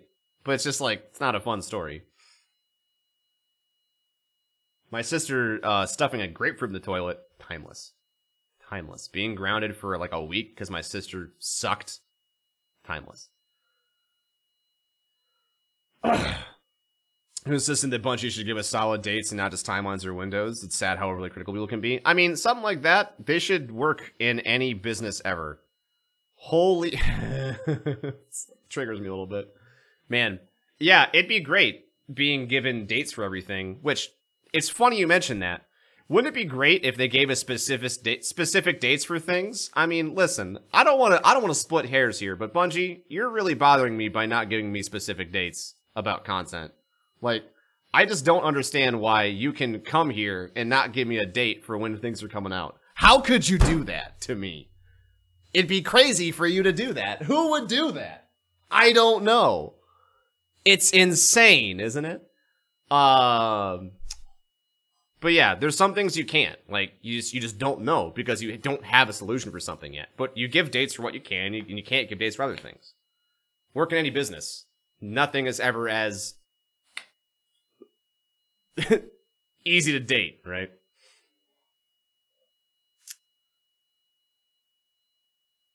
But yeah. It sucks not knowing things, right? Like, I would love to know more about when mods are going to be changed. But if they don't have a solution, they can't give me a date, right?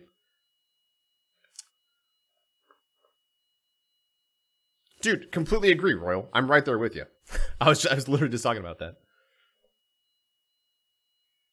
I'm mad about how I treat the girl's money. Not growing money fast enough. How fucking dare you? Rain Pride matches released together. They might be. If they can get everything sorted, that'd be a really strong combo. That way people who maybe like want to go as a ranked team can get practice in.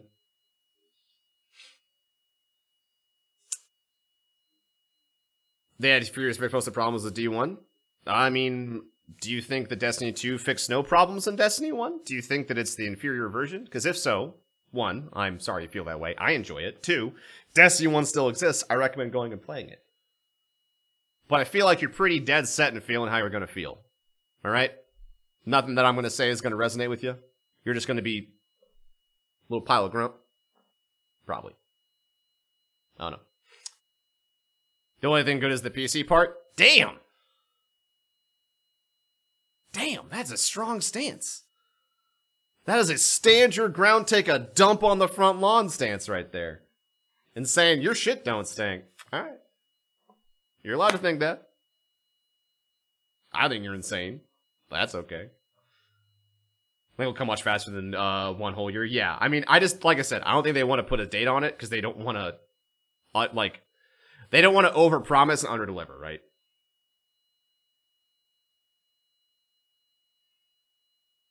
Do you recommend I go back and play D1 for the story, or is D1 and D2 pretty much standalone? They're pretty standalone. What I would say, if you want to learn more about D1, there's some great lore YouTubers out there. Bife is a good friend of mine. He has, I think, a 90-minute video that will catch you up to speed. If you really want to know, you know, what's going on. The best part of Destiny's story is the lore.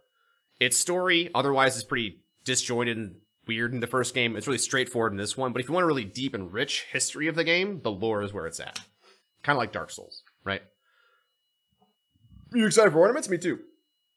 I don't know why I belched. Savage dumps. Do you find it a coincidence that Fortnite announced private matches minutes after Bungie's post? No.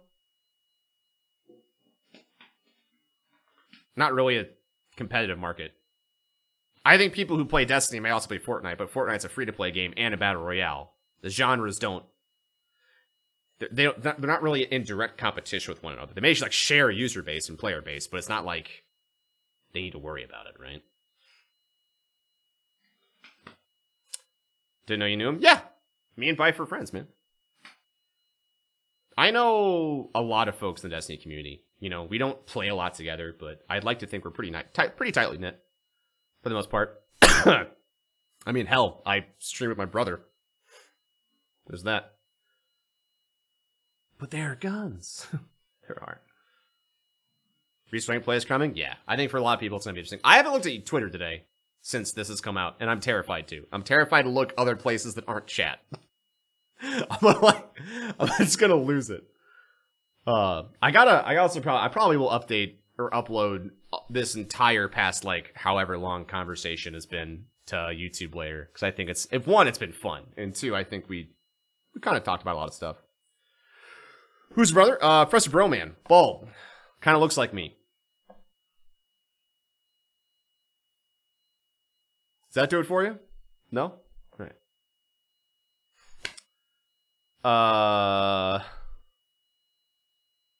Yeah. COD's making a VR mode? I wonder if it's being... Okay, if that's true, I wonder if it's being made by one of those zombie studios then. They have so many developers on that game.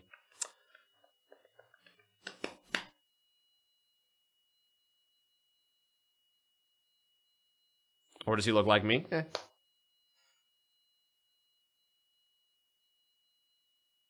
Never knew? Yeah. Blog posts came out. A lot of people weren't happy. I really don't know what to say about it. Like I said, I almost guarantee you... We talked about it a little second ago. Remember about the two hyperboles? The people who think Bungie can do no wrong and no developer can either. Versus, this game is the worst ever. Nothing will ever make them happy. I'm going to assume Reddit's drifting towards the latter. Not the former. Yeah. This, like I said so many times now, this post doesn't address everything. There's some things that have been addressed previously that are absent from here because they've already been addressed. And it's not a magic bullet that's going to make the game perfect. But I think it's a lot of steps in a lot of great directions. Some smaller than others, some great strides. I'm fucking looking forward to it. Right?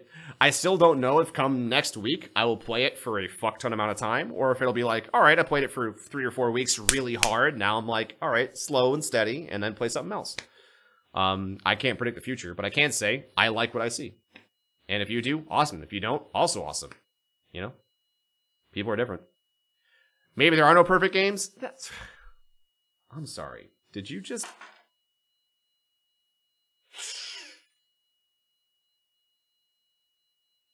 Have you not played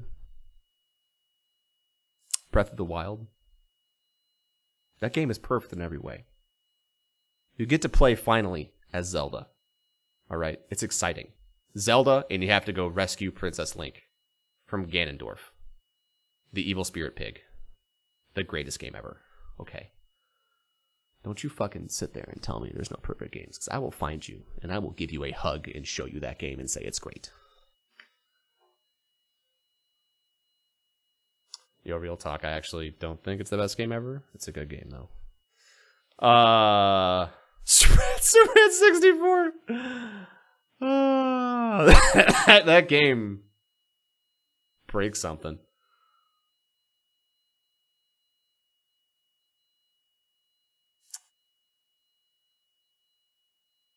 But you always played as Zelda. Are you sure? Are you positive? Halo 3 is perfect in your book? I like Halo 2 more than Halo 3, but both are fantastic. I think both are pretty dang good, dude. I am warm in this room. It is a hot, hot, hot room, everybody.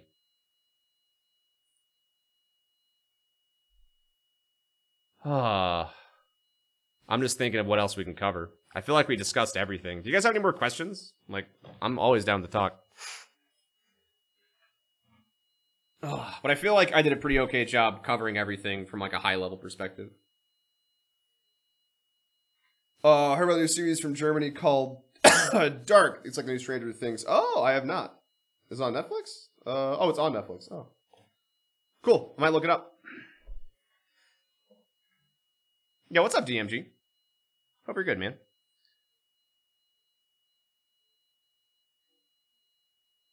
Can you summarize what we're looking at the moment? A massive blog post of many quality of life and system changes coming to Destiny 2 either next week, the week after on the 12th, or soon to be happening in early 2018.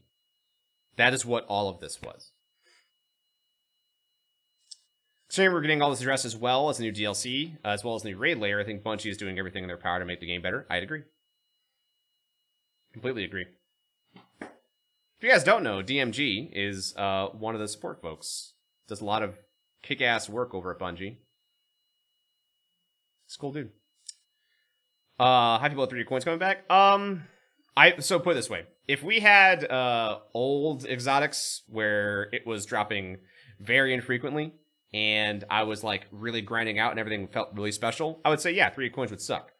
In this scenario, the game is already throwing them at you pretty heavily, so having them throw at you a few more doesn't seem to do much else. So, I still don't like 3 of coins, but I don't think in this scenario they do anything bad for the game. That is rough, Fate. I am sorry. I hope you get him soon, then.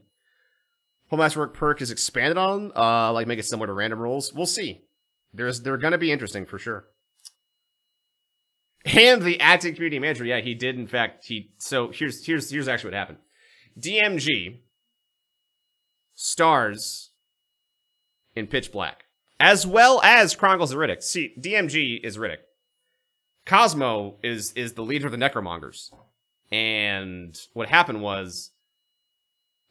He's a Furion, and he has special eyes, and he goes after the Necromongers and sees where he's going to, and he kills Cosmo with a knife, and then according to Necromonger policy, you keep what you kill. So now he took the community manager position for the Necromongers, or Bungie in this scenario.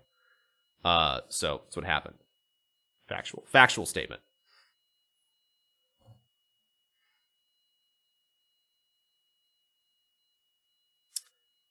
Possibly get an extra mod. Cool with that. Yeah. So Masterwork weapons can randomly drop, as well as you can make them with Masterwork parts or something. That system isn't fully mentioned or referenced here, but you will be able to break down, it sounds like, extra Masterworks to then create one that you want. So let's say you keep getting sidearms. You're like, I fucking hate sidearms, and I keep getting Masterwork sidearms. Smash. Maybe you smash 5 sidearms, and then, oh, look, your Uriel's gift turns into this, right? We don't know.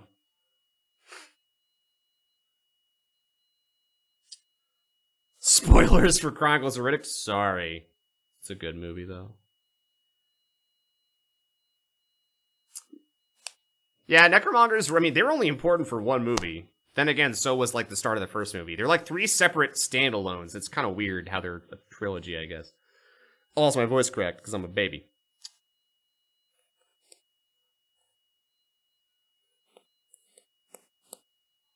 What's consensus good, bad, or meh on the Bungie blog? More good than bad, for sure, 100%. There's some things that are absent that I would like, but hey, we'll live. Master expands different perks. Also, what is the hammer for? Reroll or standard? I think that the hammer is there as an indicator, an extra indicator of a Masterwork weapon. I think the hammer icon right here might be of reference to, let's say you go here and you click it. Maybe you can, like, reroll what's in the slot. I don't know. Or it could just be an indicator that you're on that, you know, set of information for Masterwork mods. I don't know. Oh, yeah, I forgot about the animated film. You're right.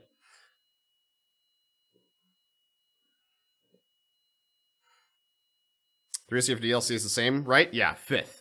A lot of the stuff's coming the 5th. Some stuff's coming the 12th. Some's coming early in 2018. Pitch Black, dude. Pitch Black is. I honestly, I love Pitch Black and Riddick for 2 different reasons, like a piece, and they're both great films. I couldn't pick one I enjoy more, but Pitch Black is real fucking good.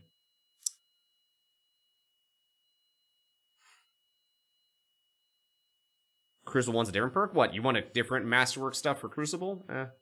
I don't think you'll get that though.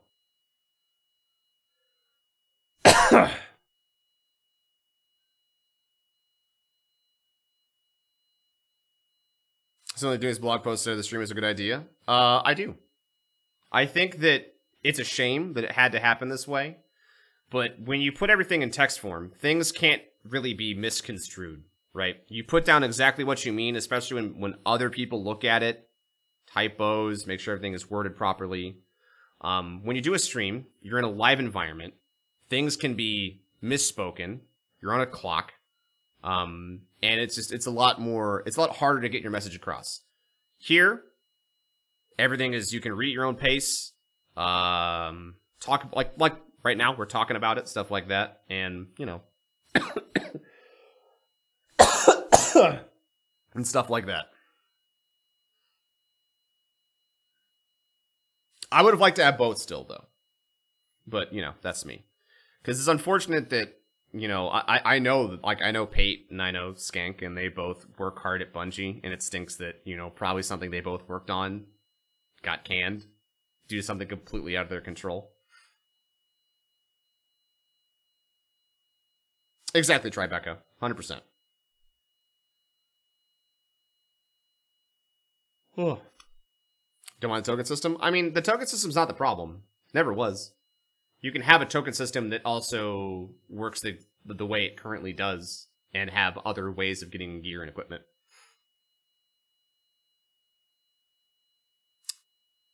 If it's possible to summarize it so we understand a little better, I mean, what do you have questions on Halo 4, Adam? Because there's a lot of shit in there. I feel like it's hard to get excited for these mini Destiny DLC, especially since we were spoiled with how awesome Taken King was released. I mean, I'll disagree. Melm! That's top cheer of the day. Thank you very much. Gobble, gobble. Hope you're well. Look at that spinning buns. She is a cutie. But no, I don't really feel that way. DLC, to me, DLC is DLC. That'd be like me saying it's hard to get excited for a patch in Final Fantasy 14 because it's not a full expansion. Because Stormblood was so big, how can 4.1 be that big? All it's giving me is this. Like, doesn't cost as much and all that stuff. It's just how things are, you know? To produce a Taken King size DLC every 3 months would be an endeavor and a half. Not impossible, but goddamn. How you feeling about D2 now? Cautiously optimistic? I'm not even cautious about it. I'm pretty optimistic. There's specific things where I'm, you know, cautious about, but overall, I'm more optimistic than cautious. They seem to have the right idea for what we as players want for a variety of people. There's some things that are absent, but those things could also be lower on the totem pole of things they are addressing, right? They can only tackle so much at a time, right?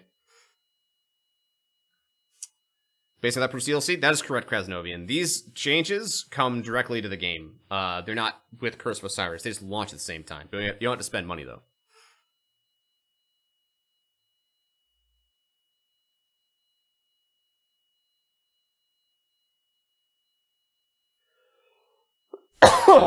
Goodness. Think they'll add or alter the subclass system to add an entire new class in general? I don't know. I don't know what's more likely, a fourth subclass for everybody, or a brand new class that falls into Solar, Arc, and Void. I really don't know. Both are a colossal undertaking. I wouldn't be too surprised if over time we get more trees for each subclass, but I don't know.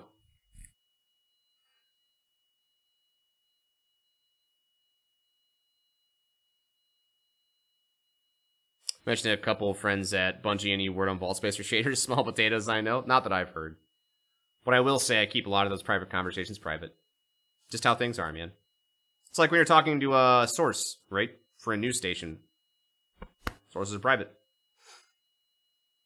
I also never talk about anything that's, you know, I don't know, just bad for business, right? Secrets are secrets. If I ever was to lay anything, it's not for you to know. Maybe I knew the entire time that not only is the next DLC Curse of Osiris, but the next DLC after that is actually you. You were the DLC the whole time and nobody told you. Think about it. Call me.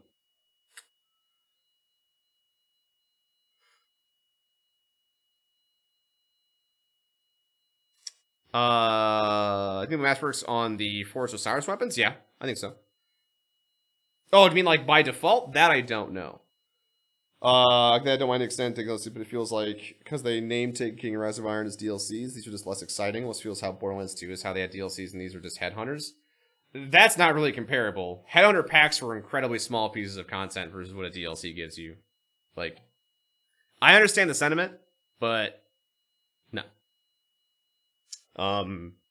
Like Taken King is, I don't know, I guess I'm used to it because I'm used to games that are like that, like with MMOs, with expansions coming out that drastically change the way the game is played, and then you have things in between those big expansions. If they called if they called Taken King an expansion and they called DLC 1 a DLC, then maybe, but I think it's just a matter of you understanding the difference, right? I don't think changing vernacular would change how you feel about it too much.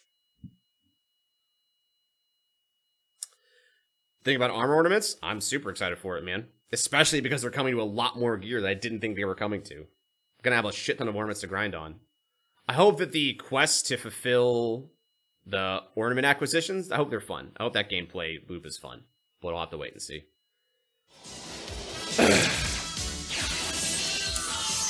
Cookie cutter subclasses were kind of a step back from customizables in D1. Disagree.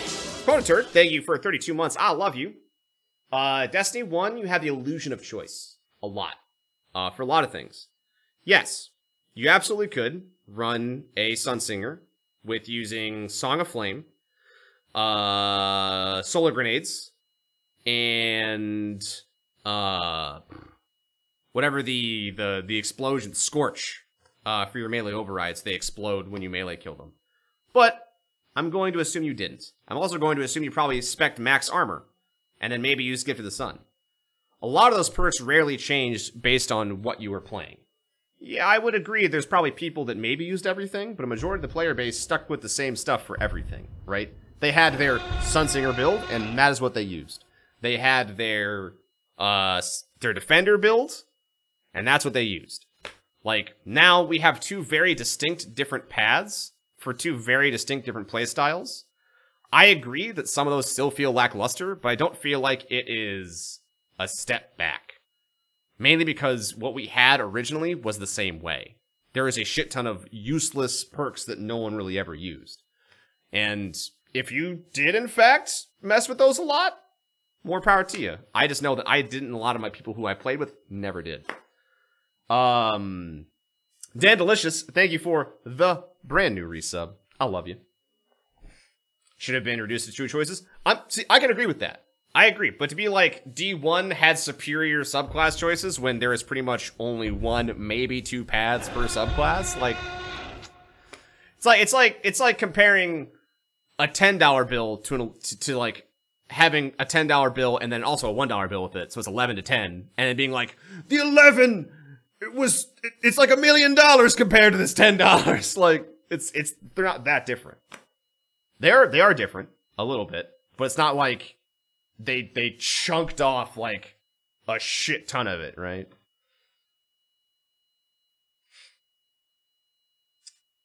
Make it apply to bosses? Tether does apply to bosses. There's a cap on the amount of damage you get that's extra, though, from what I understand.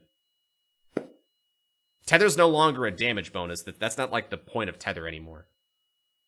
I think it means you can run other subclasses. It's okay to run Arc Strider or Golden Gun, because you don't care about getting the extra flat 50% bonus damage at all times, right?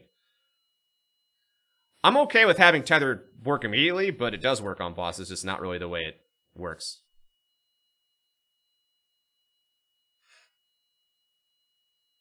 Tether's above heavy? Ah, gotcha. I've just never tried to use it that way. Like, the point being is it's not really how it's designed anymore. I think it works a little bit for primary kinetic, but I think there's a cap on it. But I've never really wanted to use it, right? I would much rather have a Golden Gun or use Arc Strider. Or if I tether ads. Like, that's your role. You're no longer the catch-all, everybody gets damage, especially with how the Orpheus rigs work. To be able to be like, yes, I can kill every ad in the room and also add a shit ton of damage to the boss. Holy hell. Whew. That'd be too much. Want Tether to suppress bosses like the Exodus down? I'd be okay with that. But I think you'd have to be close with how that works. Otherwise, once again, you make it the default for everything.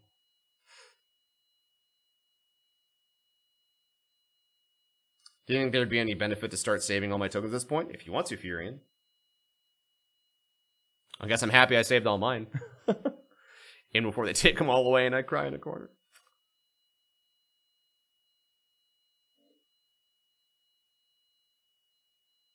Was useful in some cases, but I like the choice though I get how most people didn't really change the way they played. For sure. Like I said, I understand, like, between Aftermath and Death from Above, I would swap those too. But like I said, I don't believe it's that big of a deal. I think there's bigger fish to fry for making the game more unique in what you play. Wish Tether would proc on a Titan in the Crucible if he's running through the damn center. Yeah, I know what you mean. It's happened to me too, where I've gotten a super off after being tethered, and I'm like, I don't know how this happened, but I'm sorry for you.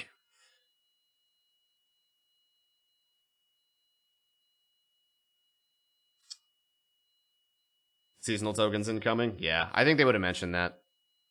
I really hope that doesn't happen. I hope I didn't just curse myself, but those tokens look the exact same.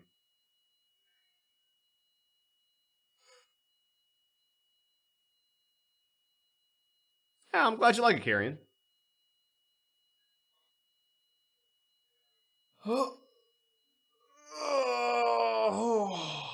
I think people would riot if they got their tokens taken away, so I don't think they will.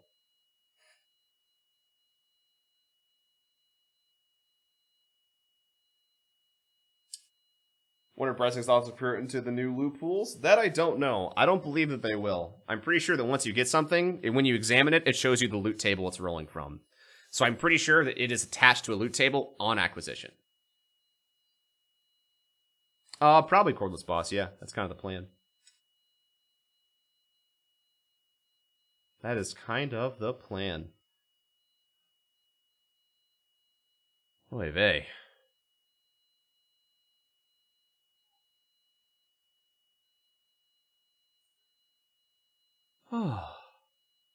Well, chat, it's been a pretty freaking good day.